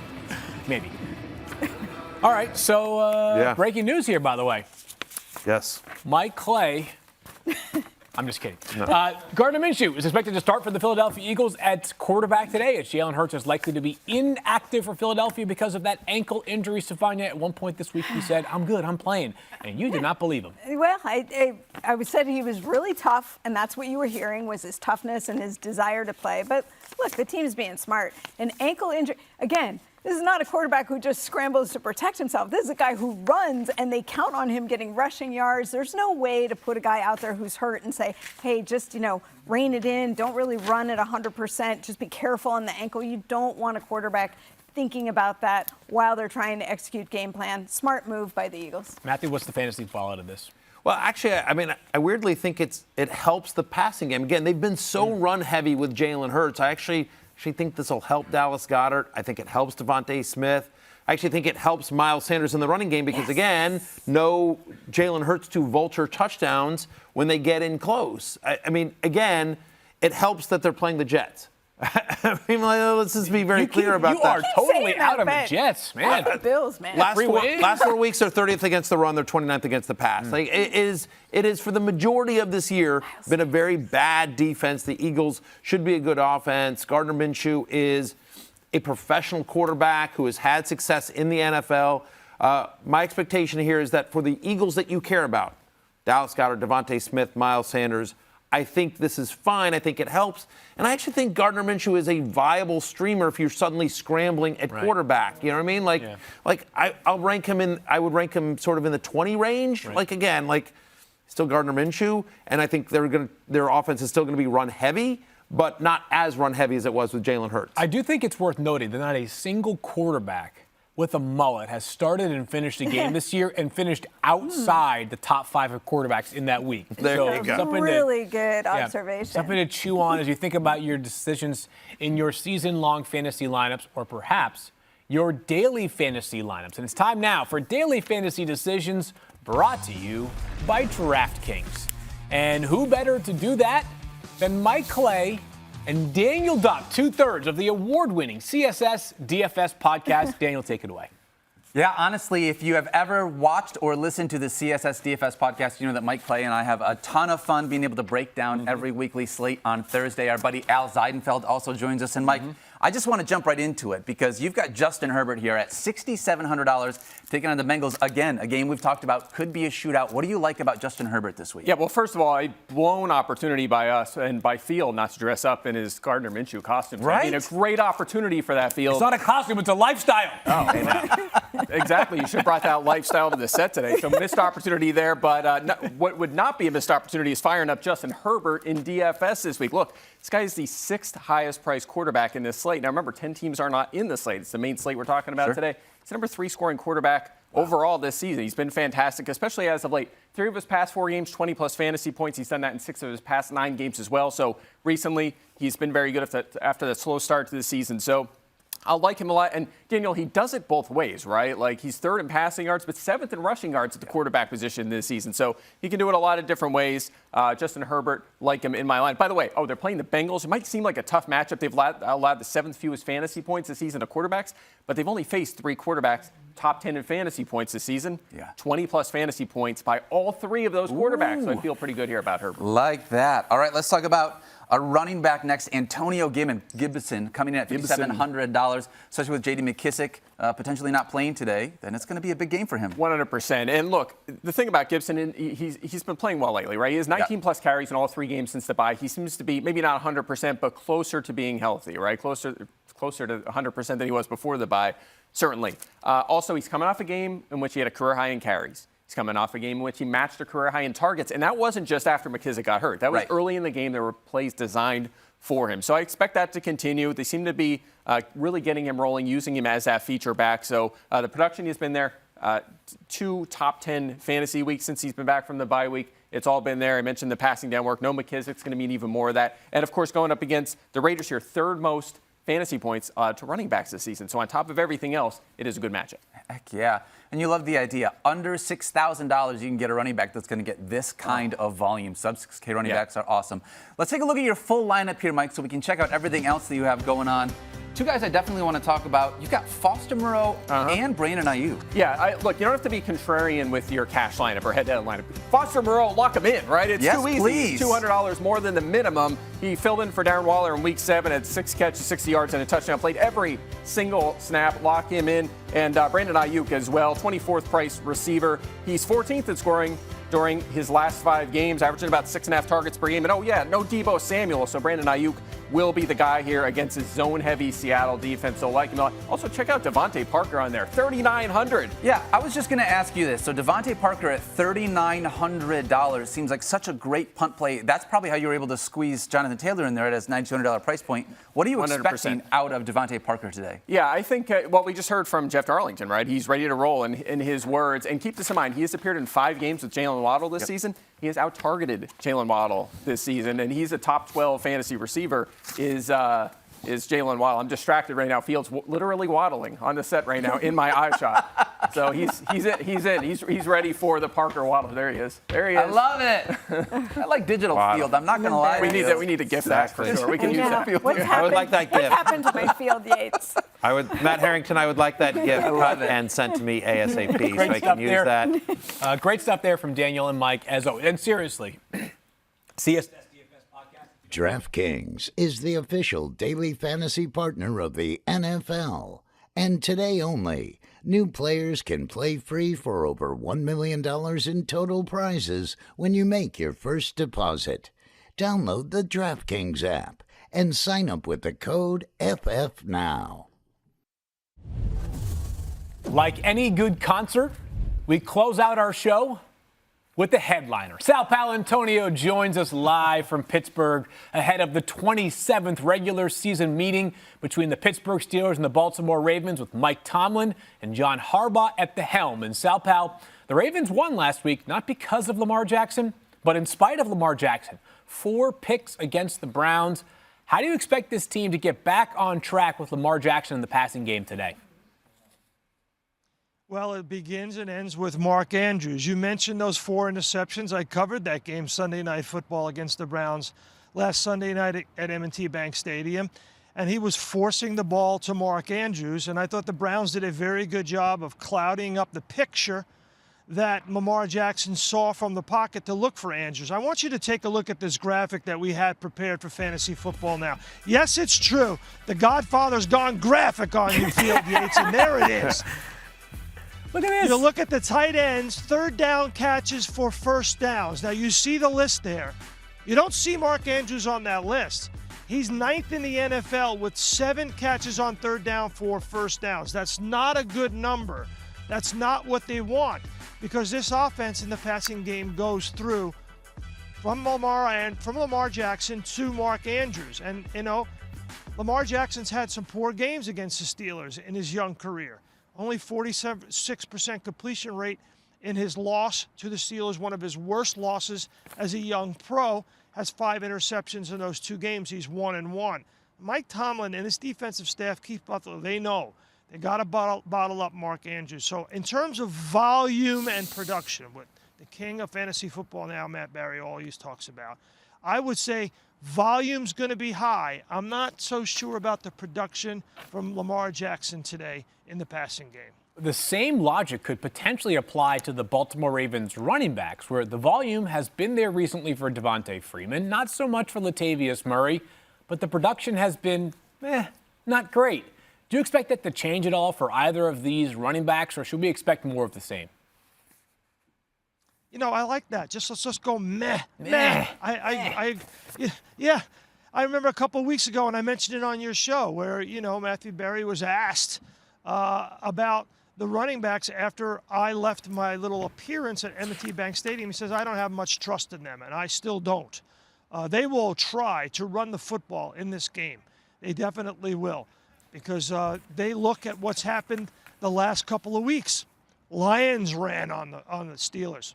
Joe Mixon basically forced Mike Tomlin to put the team in pads on Wednesday. That's how good the Bengals were in running that outside zone read run against the Steelers. The Chargers ran well. So the last 3 games, the Steelers have not been able to stop the run. So I expect the Ravens to try it again today. Volume, yes. Production, not so sure. I'm with you there. And by the way, Sal Pal, the reason why I know the word meh is that's how it's been. My career has been described like that since I arrived here at ESPN. Let me ask you about Najee Harris, who has been busy throughout most of the year, but was pretty quiet last week against the Bengals, just 8 total attempts. We think that probably had to do with the fact that the Steelers were getting blown out. What do you expect to see from his workload today? Could this be more vintage Najee? Yes, absolutely. I mean, they will go back to the future in this football game. They want to get back on track in the worst way, right? We have started the farewell tour, for all intents and purposes, of Ben Roethlisberger in the last 6 games. They have to run the football against this team because the Ravens are very good at taking away the short and intermediate routes. Josh Bynes, Patrick Queen, 2 of the best inside linebackers in the National Football League, playing at a very high instinctive level. So I expect them to give the rock a lot to Najee Harris in this football game. Hey, their first-round pick for a reason. Their second-round pick was Pat Freiermuth out of Penn State. He spent some time on the injury report this week. Sal Pal, is he good to go? Yeah, I checked with the Pittsburgh Steelers last night in their team hotel, and Freiermuth is ready to go and raring to go, and he should be a major factor in this football game. You know, I think both of these teams will look to the tight ends to try to remain on schedule and remain on the field. It's all about converting third downs when these two teams get on the field together, and especially for Big Ben. Hut, ball out, look for the tight end. You don't bring the tight end whisperer to your stadium and not feature your tight ends. That would be the ultimate sign of disrespect. Sal Powell, we always appreciate you joining us here on Fantasy Football Now, and we'll see you again next Sunday. All right, great stuff there. As always, Sal Powell brings it. And Matthew, after last week, and really after several weeks, what do you make of this Pittsburgh Steelers offense these days? You know what's nice is I actually think it's fairly predictable Okay, in what for our sense? purposes. Like, Yeah. I don't think it's a great offense, Right. but I don't think it's a brutal one. Oftentimes in fantasy you're trying to project what can we use, what can we not, Right. and I think what's nice about the Steelers offense, and nice being a relative term here, is that you sort of know who you're starting every week, right? You're starting Najee Harris, you're starting Deontay Johnson. Don't mind Chase Claypool this week. I have him just outside my top 20. Remember, he's had 8 or more targets in back-to-back games now. Freiermuth, you're starting. That's pretty much it. Don't really want any part of Ben Roethlisberger. Don't want any part of any of the complimentary pass catchers outside of Deontay Johnson, Chase Claypool, or Pat Freiermuth. Bingo, bango. There it is. I'm just, you know what I mean? Like, it just feels like Bingo, bango. Bingo, Where'd you learn that bango. term? Bingo, bango. Borrow that from a Knicks fan. That's bing bong. Well done right no, there. I've said it my entire life. It's one of those, which is a very long time. But listen, over the last 4 weeks, the Baltimore Ravens are 25th against the pass. It hasn't been the Ravens defense of old. And we talked about this on the podcast this week, guys. Like, again, this is one of those games, it's a cliche, but I do think cliches are cliches because they're true. And in this particular one, I do think this is a true cliche. Throw out the records. I do think Ravens-Steelers is one of those you throw out the records. It is just those two teams do not like each other.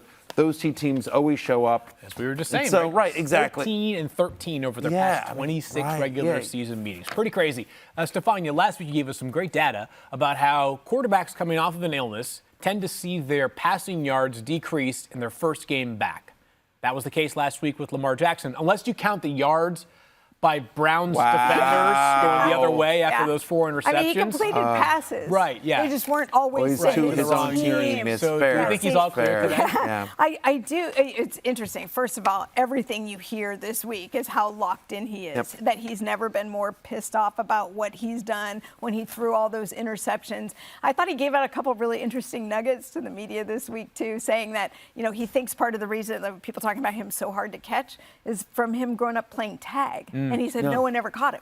Never, not once. I'm not surprised by that. But as far as the illness, what that data also showed, if you recall, was that typically those drops in performance metrics were only for 1 week. And so he had a season low passing yards with 165 last week. The normal drop percentage for a quarterback after an illness is 3 to 5%. I think he dropped like 44%. Like, it was a huge tumble for him. So it was just really not a good game. But hey, if you're going to get all the mistakes out in one game, go ahead and get them out in one game, and maybe we get the great Lamar back today. There we go. Back to hopefully all systems go for Lamar Jackson in a big, big game. The Ravens currently have the #1 seed in the AFC. So enough of our opinion. Let's ask Damian Woody. Hey, D. Woody, do you think Lamar Jackson gets back on track and looks like his normal self today? Field, I do think Lamar Jackson gets back on track. And there's an interesting comment that you guys brought up, the fact that Mike Tomlin put the Pittsburgh Steelers in pass. That is a bad sign if you're the Pittsburgh Steelers. Because guess what? You don't get physicality at this time of the year. Either you have it or you don't. We know what Lamar Jackson and rushing attack can bring to the table. I think Lamar Jackson, and it's not the same Pittsburgh Steelers defense that we've been accustomed to. So I think Lamar Jackson gets back on track this week. Man, Wednesday, padded practices in December. Damian, what kind of I'm world hurting you live thinking in? about I know, that. Seriously, man. The Steelers, that tells you what's going on right now with that Pittsburgh roster. Great stuff from Damian Woody. We'll be back with him with just a few minutes. But before we do anything else, we must hear from the Great Fantasy Show. Is it featuring you or is it featuring Daniel? Some days I can't tell. Yeah. Maybe it's featuring the puppets. Right, exactly. Time The now. fantasy show in spite of Matthew Berry. Time now for some love hate. Matthew Berry here with my big loves and hates for unlucky Week 13. So much fantasy knowledge is about to rain down that I better open this umbrella indoors. Now, my big quarterback love this week, only the GOAT, a player who doesn't need luck, Tom Brady. Atlanta allows touchdown passes at the 4th highest rate so far this year, while Brady averages nearly 28 fantasy points in his last 3 games against the Falcons. He's my number 1 QB this week. But I hate Kyler Murray in Week 13. Even before he missed time, Arizona was limiting his running. This Sunday, Murray faces a Bears defense that over the last 4 weeks is allowing the 3rd fewest passing yards per game. I have Kyler just outside my top 10. My big running back love, Alexander Mattison. Thanks to the bad injury luck that has befallen Dalvin Cook, in Madison's 2 previous starts this year, he's averaged 24.7 fantasy points. But my running back hate this week, it's Saquon Barkley. Talk about unlucky 13. Barkley has under 13 fantasy points in 5 of 7 games this year. Now he has to face a Dolphins defense that since Week 5 allows the fewest fantasy points per game to opposing running backs. But hey, if you're feeling superstitious at wide receiver, consider my big wide receiver love. It's Hunter Renfrow, a top 11 wideout in 3 of the last 4 weeks. He's now facing a Washington defense that gives up a ton of completions to the slot. However, my wide receiver hate is T. Higgins, a boomer bust wideout who booms against teams that struggle against the deep ball, but busts against teams that don't. Well, in a lucky Week 13, Higgins faces a Chargers defense that allows deep touchdown passes at the 2nd lowest rate in the NFL. So that's all for Week 13. May your fantasy luck not run out. Great stuff there. Time now for us to head over to the waiver wire. Field and Stefania here at the touchscreen. And Stefania, we just heard about, 15 minutes ago that Jalen Hurts is officially inactive today. Inactive. Out. If you had Jalen Hurts in your lineup, take him out. An ankle injury that we thought would be problematic if he played. So for fantasy purposes, this is actually a helpful decision. Hopefully it's just 1 week, but he definitely was not going to be able to move well today. As we head to the waiver wire, I've talked about how I'm a little bit nervous for Carson Wentz because I think the Colts could just run all over the Texans today. That being said, if you go to the waiver wire for quarterback options right now, pretty limited. And it's also possible that Carson Wentz throws 3 touchdowns and throws for, 195 yards, something to that effect. So Carson Wentz, good matchup today against the Houston Texans. This Colts team, you can imagine, steaming after some recent tough losses. They got to get back on track. Today's a good opportunity to do so against Houston. As far as running backs are concerned, Stefania, no DeAndre Swift today. No DeAndre Swift, and this could be more than 1 week, folks. So you may need to replace him. He has an AC joint issue. Tough for a running back because you lower your shoulder, you're going to run into that. It's problematic. We've seen it be problematic for other running backs in the past. He left after that hit in the Thanksgiving game, and he has not practiced since. Yeah, shoulder injury. We'll see whether he returns at any point this season. Next man up, not in his backfield, but in the separate backfield is Rex Burkhead, Houston Texans, who's got 30 rushing attempts over the past couple of games. Don't look at the yards per carry.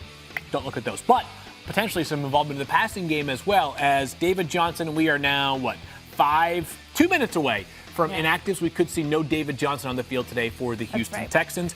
We are not going to see Deebo Samuel for your 49ers later on today. We are not, and we knew we might not. He went down with a groin injury. He kind of took himself out of that game. I mean, he'd already done well for you for fantasy purposes, but he felt the groin tighten up. He went to the ground. He said he wanted to take care of it before it got worse. A good sign that this is not serious. He actually was doing work on the side this week, even though he was not involved in formal practices. Only expected to be a 1 or 2 week injury for Deebo. That is good news right there. You can replace him with one of his former teammates, Kendrick Bourne, who is now thriving in his first year with the Patriots, leads them in receiving yards. A little nervous about A, the matchup. I know Mike Clay, but obviously the Buffalo Bills secondary is very good. And B, it's going to be nasty weather tomorrow night. That being said, he's been excellent after the catch. And when you're playing in nasty weather, it's always easier to be the proactive athlete as opposed to the reactive athlete, as is the case in football when you play offense. No Darren Waller today, Stefan. No Darren Waller with an injury we don't usually see written up in the injury report, an IT band strain, but problematic for him. We saw him riding the bike, trying to loosen up to get back in the game. Then he came out in the second half in street clothes, has not been out in practice this week. Darren Waller is not going to play, but his teammate, Foster Moreau sure will. The last time that Darren Waller was out for a game, Foster Moreau played 100% of the snaps. Mike Clay told me this week that is mathematically the limit that a player can play within the course of a single game. He had 6 catches. He found the end zone as well. Not saying you can get 6 catches for 66 yards and a touchdown every single week out of Foster Moreau, but it's hard to find tight ends. He should be a busy man for the Raiders today. And let's fill this thing out with one more ad, and that is Devontae Parker for the Miami Dolphins, a guy who is back today. I would tell you Dontrell Hilliard, but it's hard to validate a pick for a guy that's not going to play this week. We are in crunch time. We are just a couple of weeks away from the fantasy football playoffs, assuming you play with ESPN default settings. It's always good to be monitoring the waiver wire. These are the names Jeff you Darlington need to know. picked him up. That's right. Well, because of my recommendation. So let's see if that one works out, both for Jeff and I, for all the viewers out there right now that are watching. You know, one player that is nowhere close to being available on the waiver wire is Stephon Diggs. Ever wonder what his matchup for Monday night will look like? Find out from Matthew Berry, TMR, and the Fantasy Show. This is Fantasy Football Now, presented by DraftKings.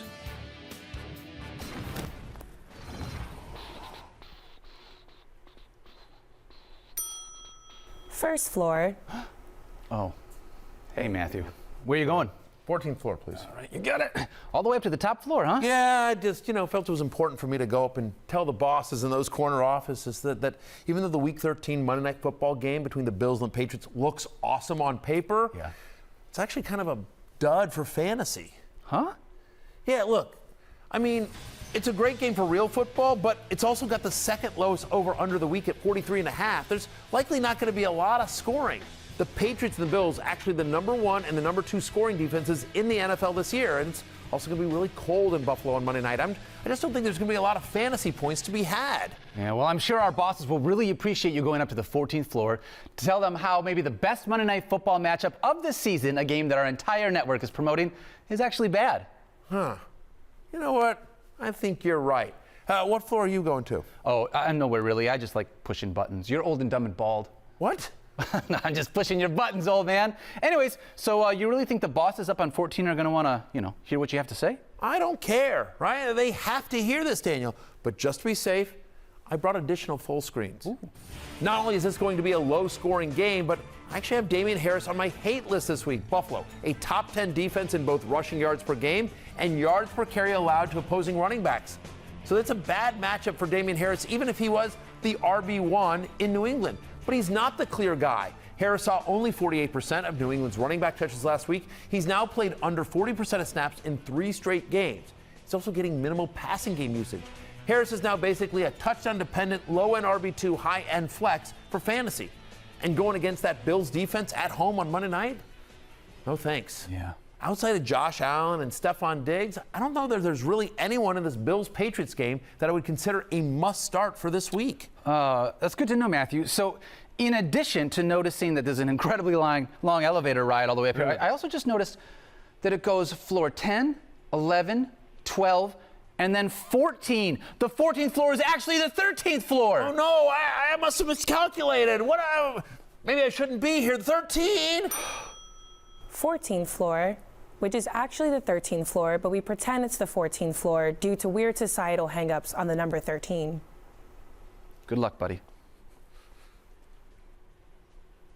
Hey, boss, I just came in here to tell you. You're fired. Should have saw that one coming. Monday Night Football heads to Orchard Park for just the second time since 2008. Mac Jones and the Patriots are 8-4, have won 6 straight, and they are atop the AFC East. They face off against Josh Allen and the 7-4 Bills, 8 Eastern, 5 Pacific on ESPN, ESPN Deportes, and the ESPN app. Our coverage begins with Monday Night Countdown at 6 p.m. Eastern, 3 Pacific. Meanwhile, on ESPN2, Peyton and Eli, 8 Eastern, 5 Pacific. They'll be breaking down the Patriots and the Bills with special attention paid to those 2 quarterbacks, Mac Jones and Josh Allen. And it's always great to see who their special guests will be. Monday Night Football coverage is also available on ESPN and the ESPN app. We're taking a look at actives and inactives. They are rolling in right now. Look at some of the players who are active. Kyler Murray, Boston Scott, Brandon Cooks, DeAndre Hopkins, Corey Davis, Jack Doyle. Inactives: Jalen Hurts, Justin Fields, Allen Robinson, David Johnson, Phillip Lindsay, Stephania. Let me ask you at first blush, does anything stand out right there? Yeah, we're getting 2 of the top players in the game. Quarterback Kyler Murray and wide receiver DeAndre Hopkins back for one of the top teams in the league. This is huge news. I mean, we had both of them questionable. They both missed multiple weeks. Kyler Murray with the high ankle sprain and DeAndre Hopkins with a hamstring injury. But we had hints that they'd be coming back this week. And I will tell you this, Michelle Steele, after she joined our program, she found Kyler Murray and talked to him. And she said, number one, he was the only guy out there with no hat, showing how tough he is in that wintry mix. But also that he said he feels really good. Like he, I think, has been ready to go. DeAndre Hopkins, a little different. I don't think he's going to be limited today, but I think that he had a good conversation with Cliff Kingsbury where it sort of sounded like if we take you out of the game, if we decide at some point that's enough for you, you got to work with us. No putting yourself back in. Right. That said, I think they gave him those weeks off so that he'd be 100% when he came in. Yeah, look, but it's risky, right? I mean, the fact that they feel good and they're going to play an NFL game is different than whether they will have huge fantasy production. I think, again, I think Kyler Murray is a low-end QB1 past the Thursday night game. Again, I'm at QB9. I have been at QB11 when the game started. I think DeAndre Hopkins is a touchdown-dependent wide receiver, too, unfortunately. Less wintry mix, tough to play in Chicago in December. Bears, believe it or not, the third best pass defense over the last 4 weeks. Kyler Murray doesn't run anymore. He hasn't had 40 yards rushing all year long. He's averaging under 20 rushing yards per game. He was quarterback 14 on a points per game basis, weeks 5 through 8. He's a super crazy talented quarterback, but for our purposes, if you're playing him in DFS, I might look elsewhere unless you're using him as a contrarian play in a tournament. And I think he's a lower-end QB1 today. Let's talk about the Eagles for a second here, Matthew. As we know, Jalen Hurts is inactive. That means Gardner Minshew will start today. Yeah. And you said, interestingly, I thought, that this might actually be better for the Eagles' passing game. They've been so run-heavy recently with Jalen Hurts, which has been great for the Eagles. They've been playing well. But my expectation is Gardner Minshew, not Jalen Hurts. Very different players. In a lot of ways, to be clear. In many ways. But whatever. Minshew is mobile, but he's not Jalen Hurts. And so my expectation is this is more of a pass-first offense than it has been in recent time. And so I think this is good for Goddard. I think this is good for Devontae Smith. And to the extent for the running backs, Miles Sanders especially, less of a chance that they get vultured at the goal line, which is what's happened with Jalen Hurts the last couple of weeks. And so I think there's the other thing that helps really in a big way for all of these players, playing the Jets. They're playing the Jets, and the Jets have, for much of this year, struggled defensively. Gardner Minshew has gotten the majority of the first-team reps so far this week, including all the reps yesterday during the Eagles walkthrough. I have Minshew at QB 18, so I think he's a low-end QB2, but a viable fit. Like if you're sitting there going, do I start Andy Dalton? We had somebody who tweeted us earlier in the show. I would rather Gardner Minshew as that person's flex than Andy Dalton or any of the other options they had, for example. So I think he's a viable two-quarterback league flex play today. Let's take a look at two-quarterback play today, I should say. Let's take a look at all the actives, inactives that we have so far here for the early games. A bunch of Giants are inactive, but a bunch of players that are notable are active. Kyler Murray, DeAndre Hopkins, as we were just discussing. Brandon Cooks also available for the Houston Texans. Inactives include David Johnson, Phillip Lindsay, Jalen Hurts, Justin Fields, Allen Robinson, all highlighted there as you see. The Giants are down Sterling Shepard, Kadarius Toney, Daniel Jones. Maybe Saquon Barkley's playing quarterback and running back and receiver. That's why Mike Clay is so confident. As we know, Dalvin Cook, DeAndre Swift, both out in that game between the Vikings and the Lions. That means that Alexander Mattison and Jamal Williams are expected to be the next people up.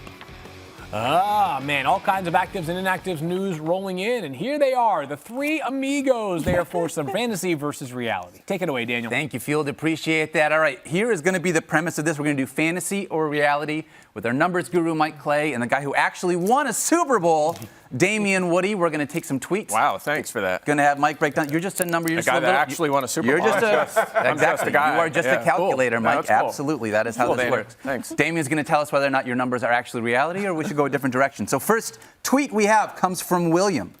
My running backs are Taylor, Najee, Peterson, and Javonte Williams. With Melvin Gordon being doubtful, would you consider starting Javonte Williams over Najee Harris or Cordero Patterson? Mike Clay. No, I would not. Okay. Look, I understand the Williams hype here, but look, we're hoping he emerges as a viable RB1, right? We already know those other two guys are viable RB1. Yes, they are. So don't overthink it. Start the guys that got you here. They've been fantastic. Keep them in your lineup, and we'll see what happens here with Williams. I'm excited to see him out there. Don't get me wrong, but the guy's 2 career top 24 fantasy weeks. Those guys do that every single week. You want them in your lineup. Do you agree or disagree, Damian? No, I agree. I think, when you talk about the other two guys, those guys have already been established. Cordero Patterson's been outstanding. Najee Harris, he's been the guy the whole year. I know the Denver Broncos, their philosophy is starting to crank up to the run, but I'm going with Preston. I'm going with guys that I know is going to get the ball. There you go, 1 for 1. Love it. All right, next one, T. Michelle. PPR, Mike Evans or running back Jamal Williams. Already starting Patterson, Mixon, and Tyreek Hill. Quite a lineup there. When did I make the playoffs? Thanks. Mike Clay, Mike Evans, Jamal Williams. All right, so you want me to look into the numbers on this one, right? I do. So I checked my very own projection here. Mike Evans, 14.7. Jamal Williams, 14.9. So it's close, but I am going to go Jamal Williams here. Look, just look at the last game, right? DeAndre Swift played about a quarter of that game, and still Jamal Williams on 30 snaps had 15 carries and 5 targets in that game. He's probably going to beat that. He could have 20 carries and 7 targets in this game. He's going to be the main guy. Also, Detroit's backfield, if you combine them together, I know DeAndre Swift's awesome. They force feed him the ball. As a group, 5th in fantasy points this season. There's a lot of opportunity there for Jamal Williams, and he's in a good spot here. Minnesota, 210 yards led to the 49ers running backs last week. Now, that's their opponent. That's the Detroit's opponent today. I'm rolling with my guy Mike Again? here. Yeah, absolutely. 2 for 2. Again. Wow. Detroit, the one thing about Detroit, they take on the identity of Dan Campbell. They want to run the football. And with Jamal Williams, I got to go with him over Mike Evans. I love that. There we go. I love that. All right, CC Fantasy wants to know, Week 13, full PPR, start Russell Wilson or Carson Wentz? Fantasy football now. Mike Clay. Yeah. All right. So I have this exact same decision in one of my lineups. And are you CC Fantasy? Are you tweeting your own question to the show? I am. That's me. That's what this is. It's Clay Fantasy. That's what that is. It's my burner. You found my burner. I wanted to ask just to see if Damian agreed with me, so I just put it on the internet. I love it. Yeah, I'm going Wentz here. I didn't even really think about it early in the week. I just plugged him in. Wilson's been back for 3 games. Wentz has outscored him every game. And it's not like we're digging deep just to bench Wilson, right? Wentz has 5 top 12 fantasy outings this season. He's been pretty good, especially that slow start. He's been much better as of late. I think he's your play here. I mean, is this even any doubt? Like, right? The eye test would tell you. All you have to do is just watch the games. Carson Wentz has been playing much better than Russell Wilson has. I don't know if the finger's still bothering him, but he just hasn't been in sync with the wide receiver, DK Metcalf and company out there. So Carson Wentz is my guy. And they don't run any plays. They're dead last on offensive plays because they can't convert in 3rd down, and that volume is just crushing you. Wilson doesn't have a weekly finish better than 8th this season. I mean, it's just no upside He has right now. not looked good. I'm totally with you. All right, next one comes from Lou Baca. Big game this week.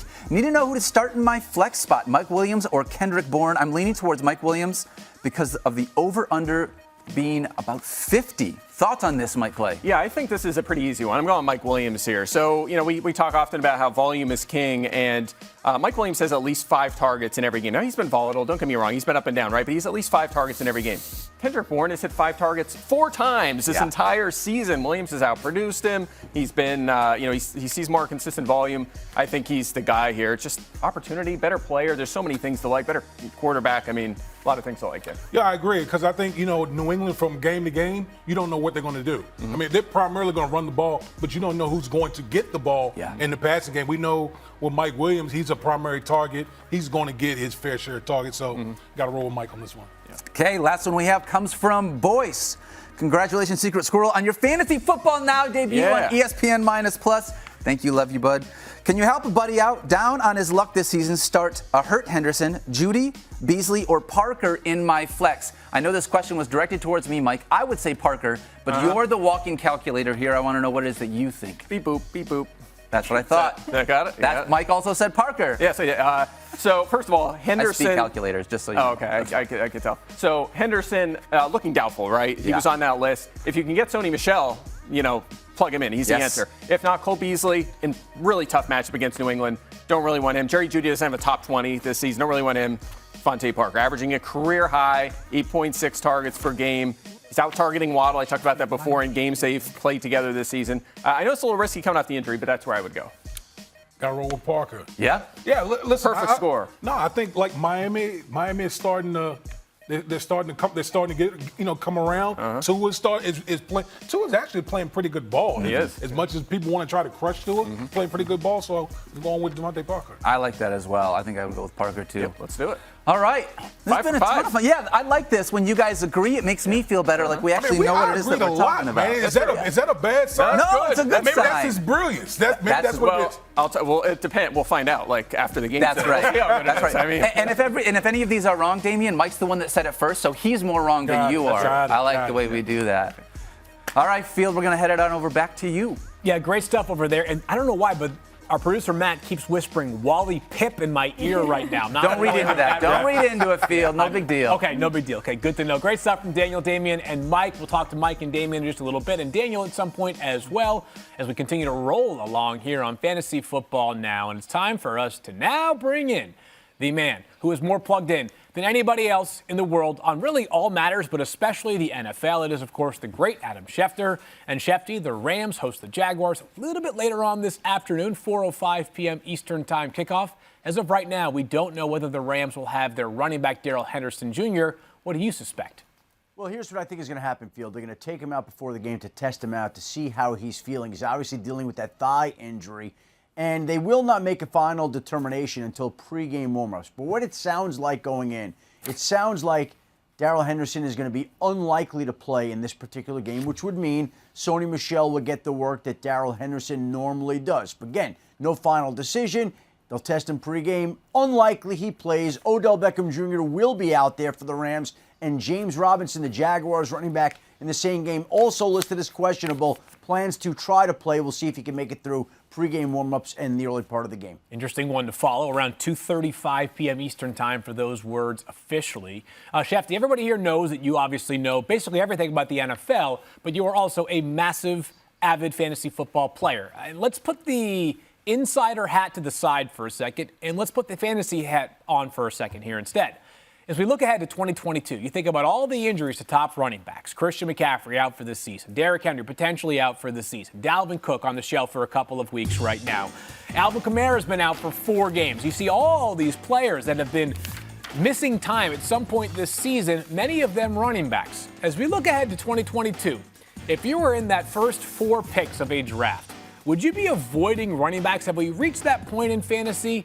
Or do you think that this year is an outlier with some bad luck? I think that it's probably a little bit of both, if that's possible. I think it is a little bit of an outlier with some bad luck. It's hard to bypass a great workhorse running back with one of the top picks in the draft. I think where the debate comes in is once you get past the first half dozen or so picks and you're looking at Davante Adams, Tyreek Hill, any of the great wide receivers that are out there and picking another running back.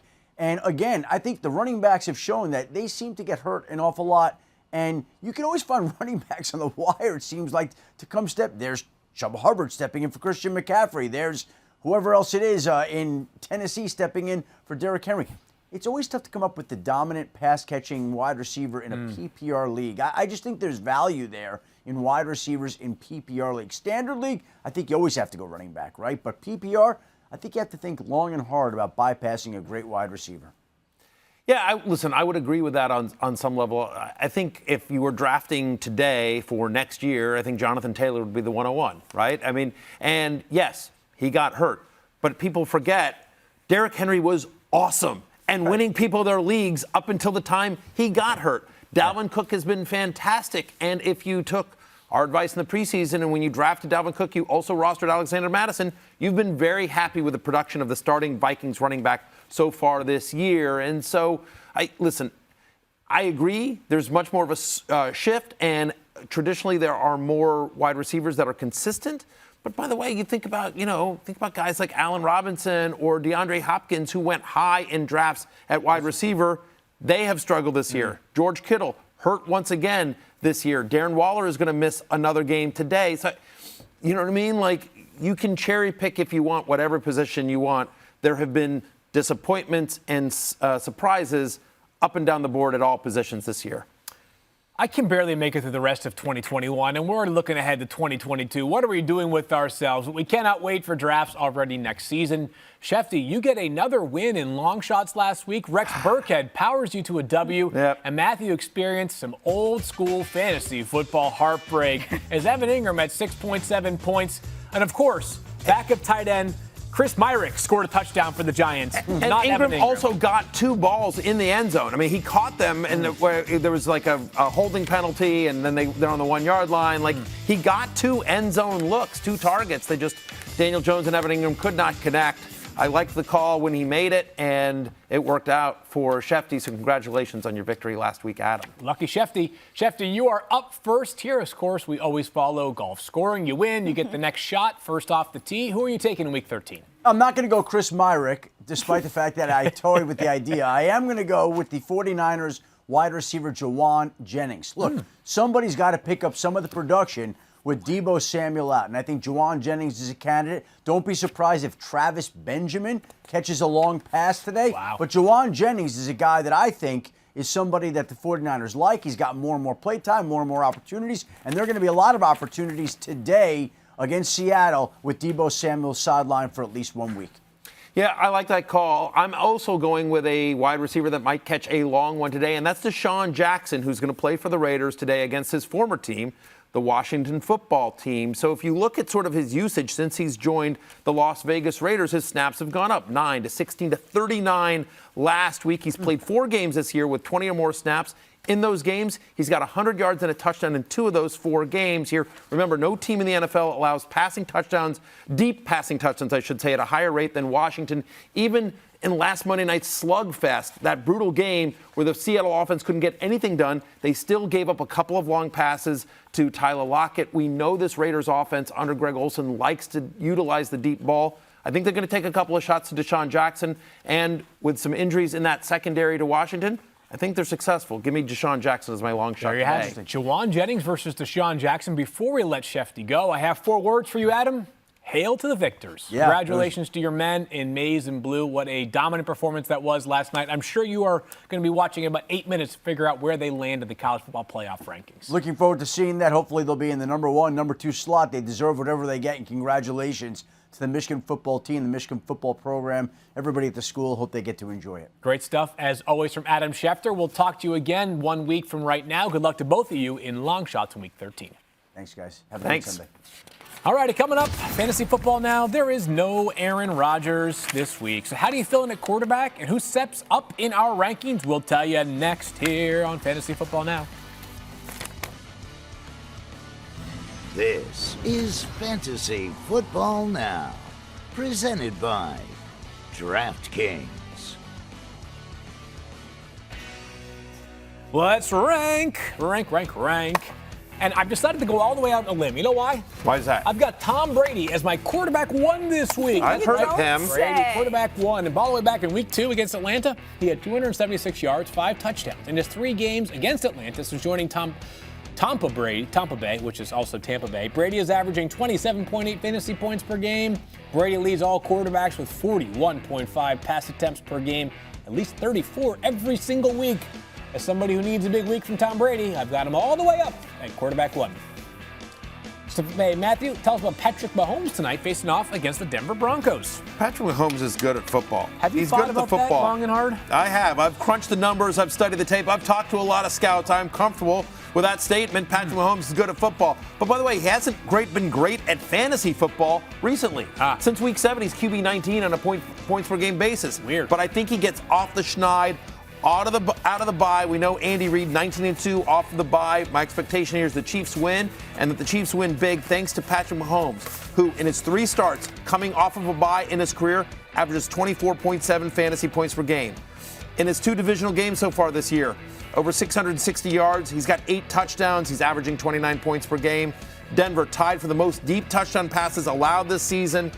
I have Patrick Mahomes as QB3, I should say, higher than our consensus ranks. Stefania, moving things forward here to the injury component of the quarterback conversation. Kyler Murray back, officially active today. Yeah, Kyler Murray, who said he feels good. Michelle Steele talked to him while he was warming up. He said he feels great. He's been really confident about his ankle, actually for a couple of weeks now. I think he's been lobbying to play. The team has been holding him out to basically protect him from himself. A high ankle injury. They wanted him on the better side of healthy before they put him back in the mix. I do want to acknowledge, as Matthew said, his rushing totals are down for the year. He's only got 147 yards rushing on the season. For context, last year in 16 games, he had over 800 yards. I don't think we get a ton of running out of Kyler Murray, both because that's just not what they're doing anymore, and this first came back from the high ankle injury. But I do expect to see him moving around the field, making plays as usual. I don't think we see a compromised version of him in any way. Hey, Stefania, Matthew, his team is playing against Derek Carr.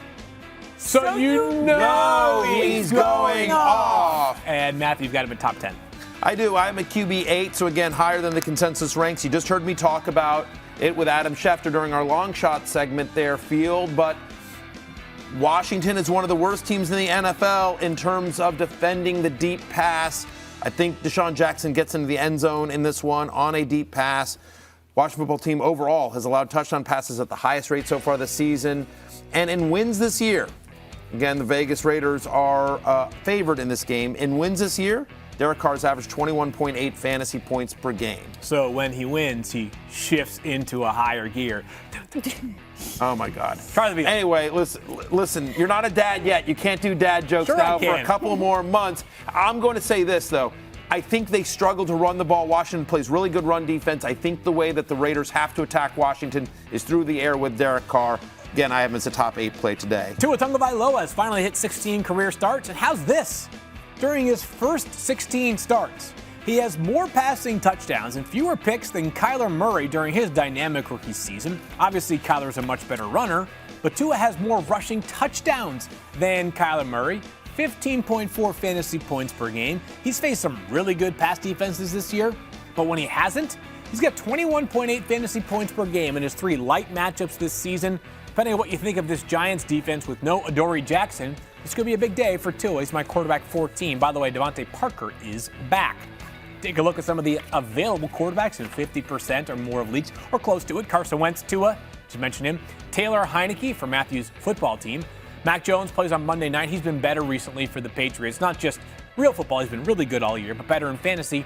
And then Gardner Minshew and his mullet, available in 99.8% of leagues for Mike's Philadelphia Eagles. Speaking of Mike Clay, it's sort of slim pickings on this quarterback waiver wire this week. Who are you adding from this list?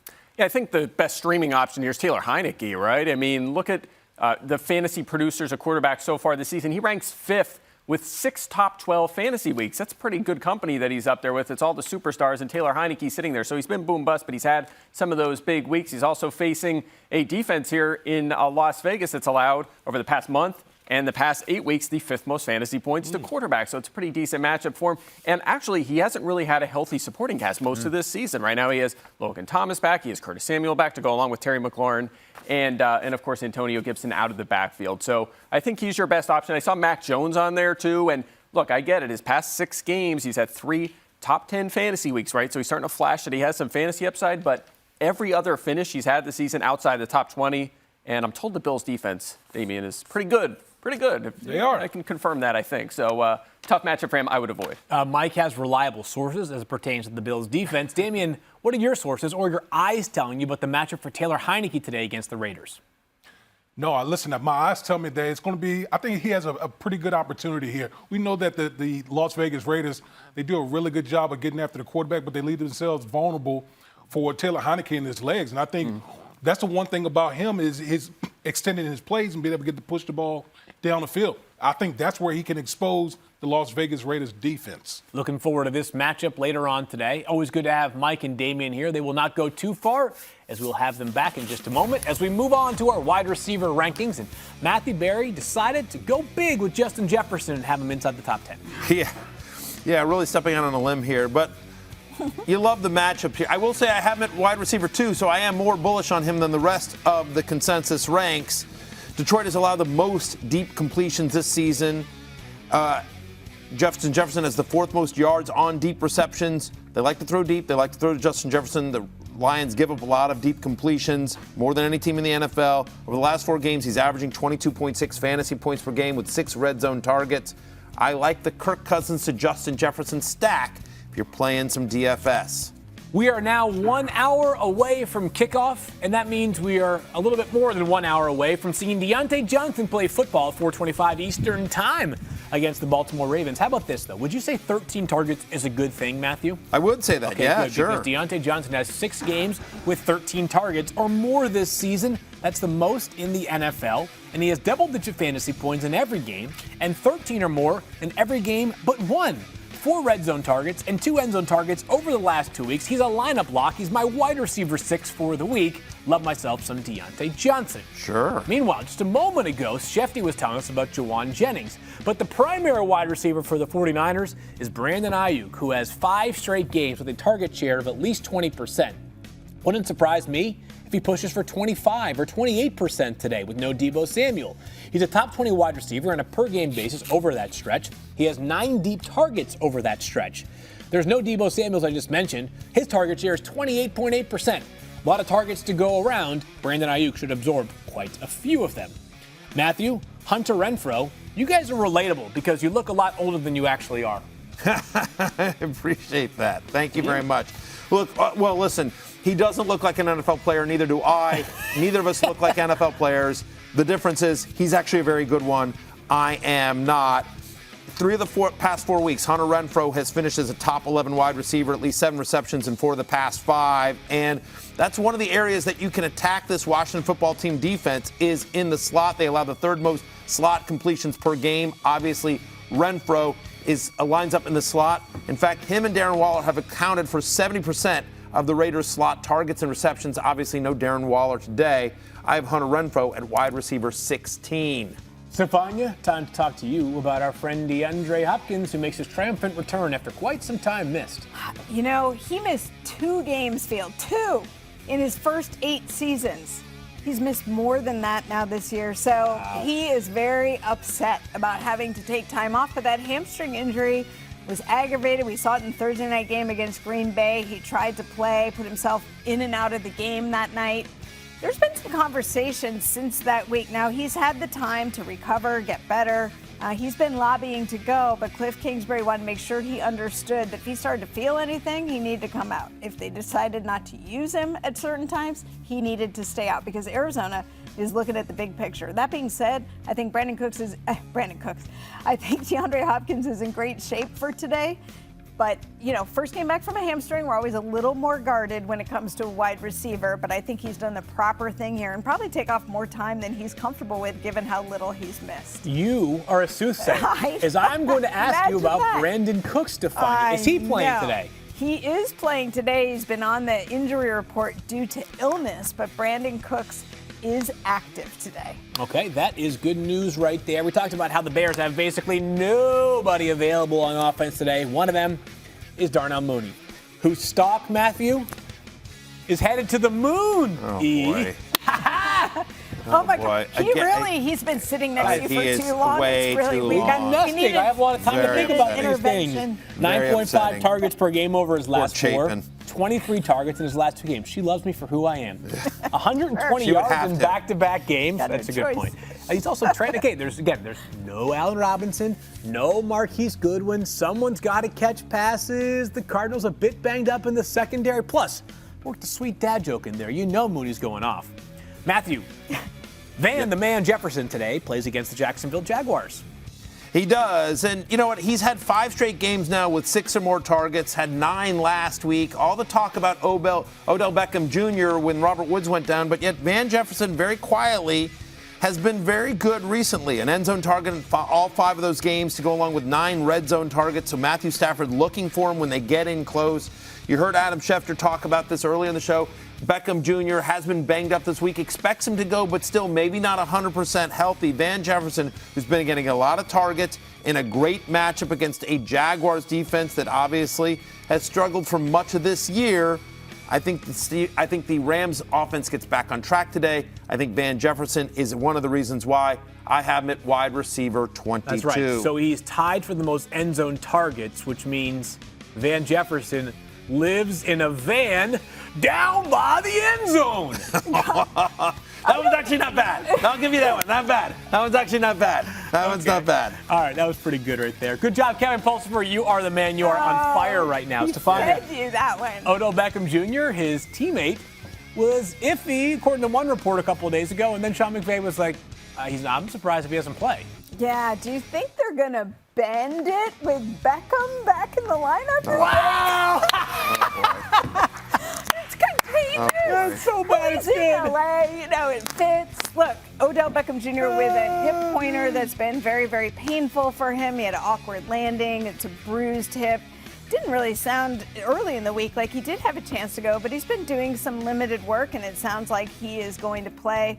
If he's out there, obviously it changes what defenses have to do because they have to pay attention. So I like the Van Jefferson call, but Odell Beckham will be out there as someone they have to at least acknowledge. Devontae is no longer Parkered on the bench, Stefania, as he is back against the Giants.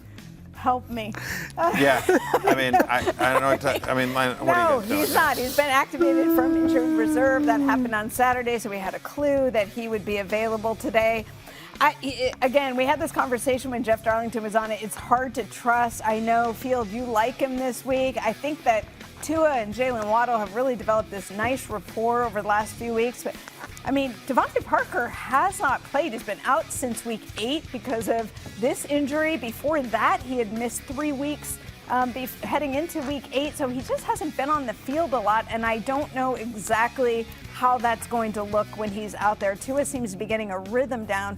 And again, maybe it just creates enough problems for the defense that it opens things up for Jalen Waddle even more so. But Devontae Parker will be on the field. We'd love to say hello to all of those that are joining us now after watching NFL Countdown. Great to have you here on Fantasy Football Now. Last week I told her to not play this guy over Laviska Shenault. So Yes, Stefania has offered me a Kendrick Bourne ultimatum to never give fantasy advice again. Matthew, what do you think about him today? I actually kind of liked him on Monday night. 5 straight games with a target share above 15%. He's averaging 13.7 fantasy points per game on that stretch. He's had 2 different games in that stretch with more than 20 fantasy points here.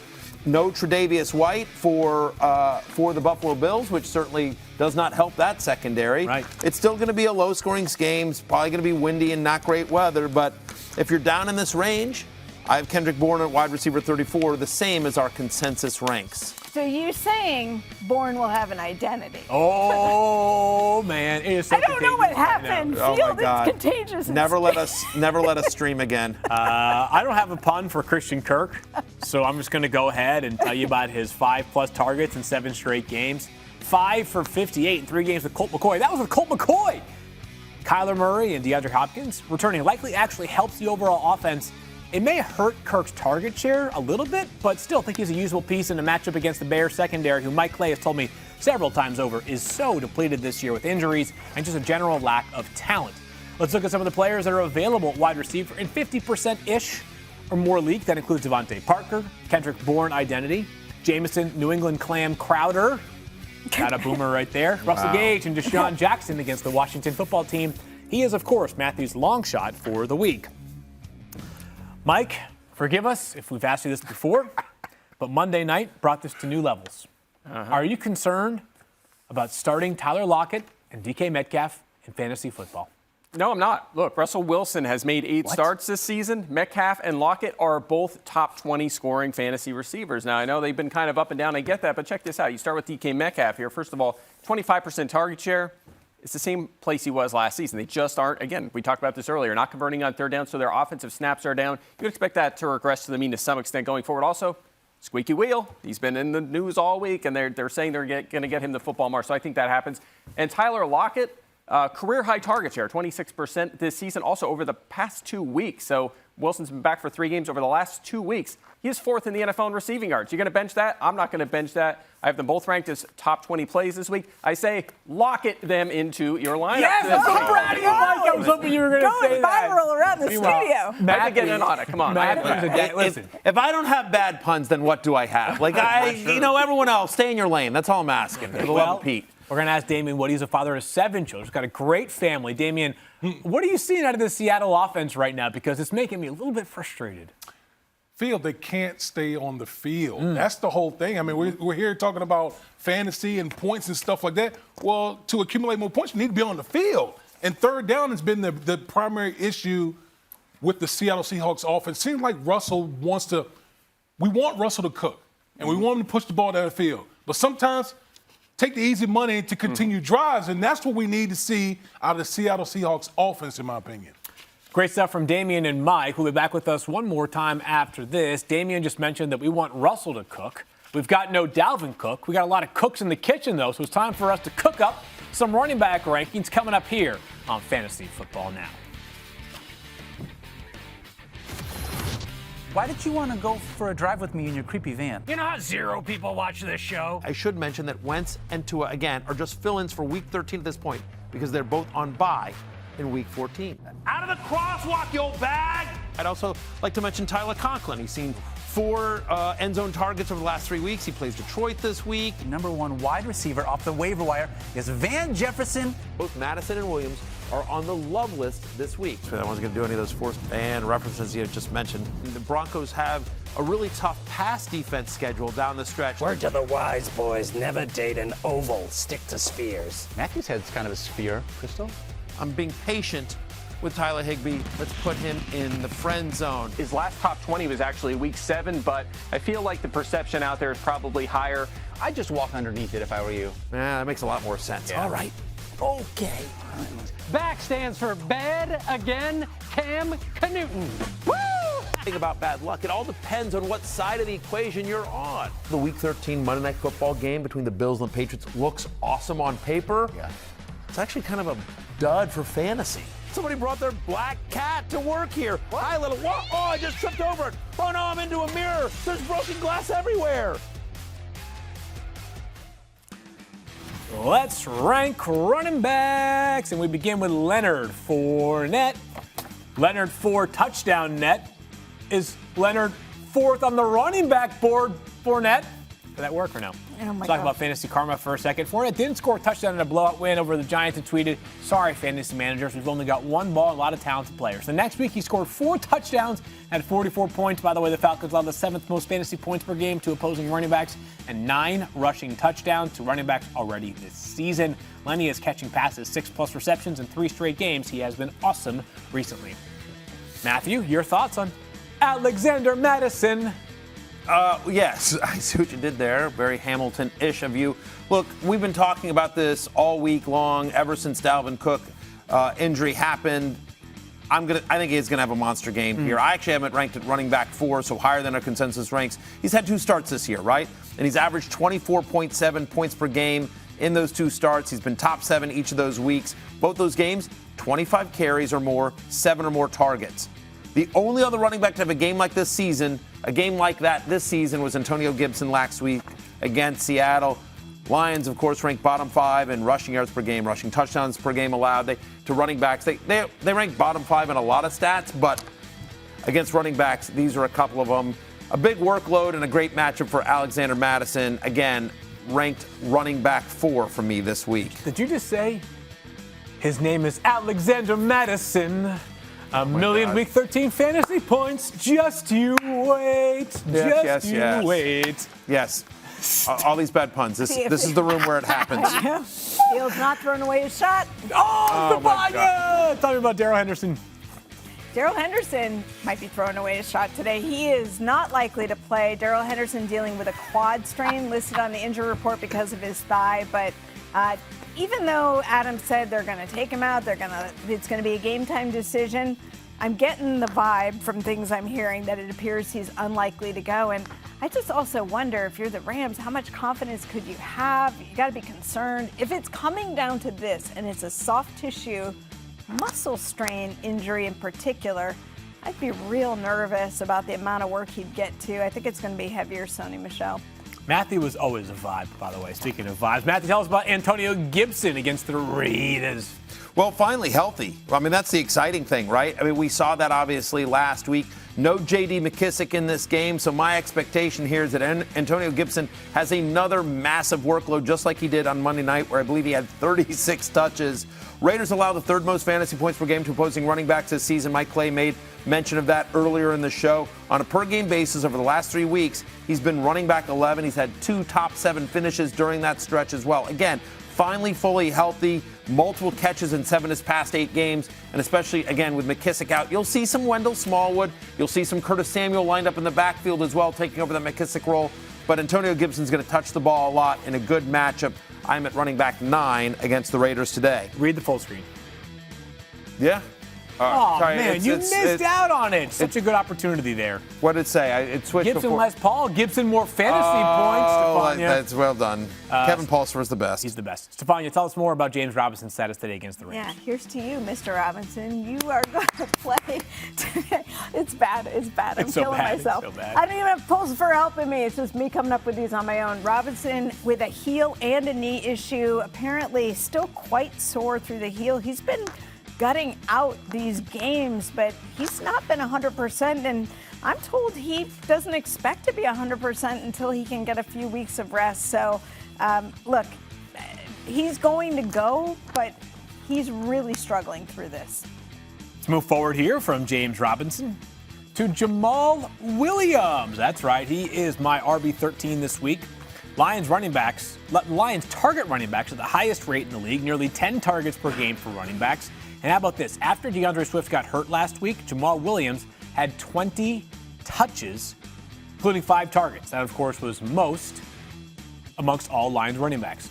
You could say today that Williams expected to get Jamal the passes and touches out of the Lions' backfield.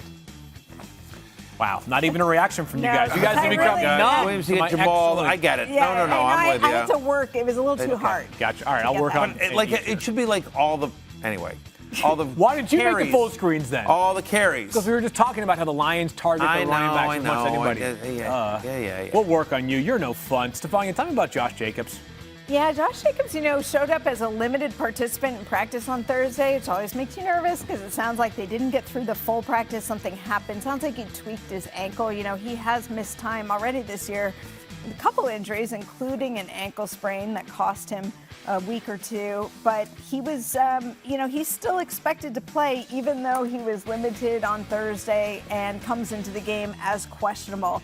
They don't expect him to miss the game. He will play through it. Sounds like he briefly raided the injury report, but back. It's good. That was a little bit of a stretch, but worth noting that over the last 4 weeks, the Washington football team is the #1 run defense in the NFL. So the question is, does Jacobs get some passing game usage? As he has gotten more recently. So, yeah, but it's a concern for me. Stefania, is CEH good to go? It sounds like he's expected to play. His reason for being on the injury report was because of illness, and he was listed there Friday. He did participate in the walkthrough on Saturday, so the expectation is that he will play. That is good news right there. Matthew talking about Devontae Freeman today for the Baltimore Ravens. Yeah, look, 3 of the past 4 games, he has had 15 or more touches, right? That, Thursday night football game, that kind of a short rest situation. That's the only exception to the rule here. What's more importantly is over the past 6 games, he's got 6 different goal-to-go carries. So when they get in close, it's not Lamar Jackson keeping it. They often seem to trust Devontae Freeman. Pittsburgh, by the way, allowing the 2nd most yards per carry to running backs this season. Make Devontae a free man into the end zone. A little bit of a stretch. But not a great one. I give myself a 5 You're not on that much one. of like a 5 out comedy of guy, 10. so not Trying to think of something. No, you're not great at comedy. Anyways, moving forward here. Rex Burkhead. No, it's not your thing. It's okay. You've got other stuff. You're an athlete. Rex Burkhead has 15-plus touches in back-to-back games. I hate everyone here. He actually out-touched David Johnson last week. Meanwhile, David Johnson will not play today. 3-plus receptions in 2 of his last 4 games from Burkhead. It's not great, but there are 4 teams on a bye and 4,000 injured running backs this week. At least it feels that way. Rex Burkhead will be on the field. Stefania, Boston Scott was questionable coming in today, but it sounds like he's good to go. Yeah, he is active. What's interesting? There's a lot of folks on the injury report this week because of illness. I mean, look how many we just talked about. David Johnson dealing with an illness, CEH with an illness, Boston Scott was dealing with an illness, and we really did not think that he was going to play. He was not participating at all this week. Came in very, very questionable. So this is a bit of a surprise. Makes me wonder how much they're going to use him, just given that he really hasn't done anything all week. And you know how we gave the stats for the quarterbacks, but they seem to be more dramatic for the running backs. I'm a little more concerned about him simply because he has not participated in a single practice. So I don't really know what the role is for him. I do think Miles Sanders maintains the heaviest workload of the 3 today, but now it sounds like they'll have Kenny Gainwell and Boston Scott available to spell him. What do you make of the matchup today, Matthew? Obviously, you like it. It's the Jets, right? I mean, hard to argue against the Jets, who allow a league-high 35.5 fantasy points to running backs this season. They've given up 17 rushing touchdowns to running backs this year. That's most in the NFL. And by the way, the Eagles have had multiple running backs see double-digit carries in 5 straight games. So you've got Gainwell, Boston Scott, and Miles Sanders in this game. Boston Scott, they'll use Gainwell in the passing role, but I think it's going to be Sanders and Scott, especially with Gardner Minshew under center, no Jalen Hurts to vulture. I think there's a decent chance Boston Scott gets into the end zone today. I am at running back 24, again, higher than our consensus ranks. Stefania, Alex Collins for the Seahawks has been ineffective recently. Is he healthy now? No, he's not. He is trying to play despite struggling with these injuries to the core. I mean, he's had a groin issue that's kept him on the injury report for multiple weeks. And remember, he flashed some really explosive ability early on when he was spelling Chris Carson before he had to replace him when Chris Carson went on injured reserve. And we haven't seen that. And that's what makes you think that this is a core injury, because one of the things you lose is power. Well, now add to that he's got an abdominal strain listed on top of the groin. I mean, this is all really the same thing, right? So it's anything else to sap his power. Listed as questionable. Pete Carroll's talked about him being tough. It sounds like he's going to go. They don't have health in the running back room. Travis Homer comes in at questionable. They've had DJ Dallas in there. They don't have a run game that is solid right now, and they're trying to sort of patchwork it together. I think Alex Collins will play, but I don't love it. They signed Adrian Peterson this week. Right, That I almost tells you forgot. everything you Oh, need my to know. goodness, yes. Hey, Nyheim Hines for the Colts. Exactly. The calculus here is that maybe the game against the Texans is such a blowout that Nyheim Hines gets some touches, gets a couple of catches. He does have 5 games with 3 or more catches this season. And of course, Jonathan Taylor's going to get his. But maybe this is a 25-point game in the 3rd quarter or 4th quarter, and they say, Nyheim, you get some run today with no Marlon Mack. That's what you're hoping for Nyheim Hines. Obviously a very, very good pass catcher and also good in the return game. We take a look at some of the available tight ends in 50% or more of leagues. I said tight ends. I meant running backs. Ramondre Stevenson, they play on Monday night. Dontrell Hilliard is off this week, but I do think he's kind of an intriguing player for the rest of the season. Sony Michel, as Stefania mentioned, we might not see Darrell Henderson Jr. later on today. Michel will be the next man up. He will be very busy. And Rex Burkhead, we just talked about him, with plenty of opportunities in Houston plus Boston Scott for the Philadelphia Eagles. All right, Damien, we need you to talk some sense back into the great Mike Clay. You know, this Melvin Gordon injury opens the door to Javonte Williams playing a whole bunch of snaps tonight. Could an opportunity tonight potentially lead the Broncos to turning to him as their full-time starting running back?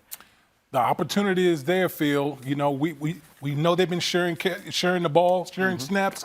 But listen, when you talk about Javonte Williams in this Denver Broncos offense, they're more run-centric now. That's their philosophy. So I think it comes at a great time, because when you look at this Kansas City Chiefs defense, they've had the 5th fewest rushing attempts at them. That's going to change against the Denver Broncos. They've also allowed the 8th most receptions by a running back in fantasy. So Javonte Williams was going to have an opportunity today to really showcase his full skill set against the Kansas City Chiefs. Mike, how do you project Javonte Williams both tonight and going forward if Melvin Gordon misses time beyond Week 13? Yeah, so I have him in the range of 17 to 18 touches in this game. Mike Boone maybe in the 9 to 10 range. Again, we have to kind of use the information we have from this season, which is that they like to use multiple backs, right? And I think Mike Boone was brought into that team for a reason and will have some role in this game. So I do expect him to be involved in some capacity. Maybe that's why I'm not getting out of control with the Javonte Williams hype. Like, you know, I think you guys are projecting for 40 points over there. I'm being a little more even keel. But look, I just want to be honest.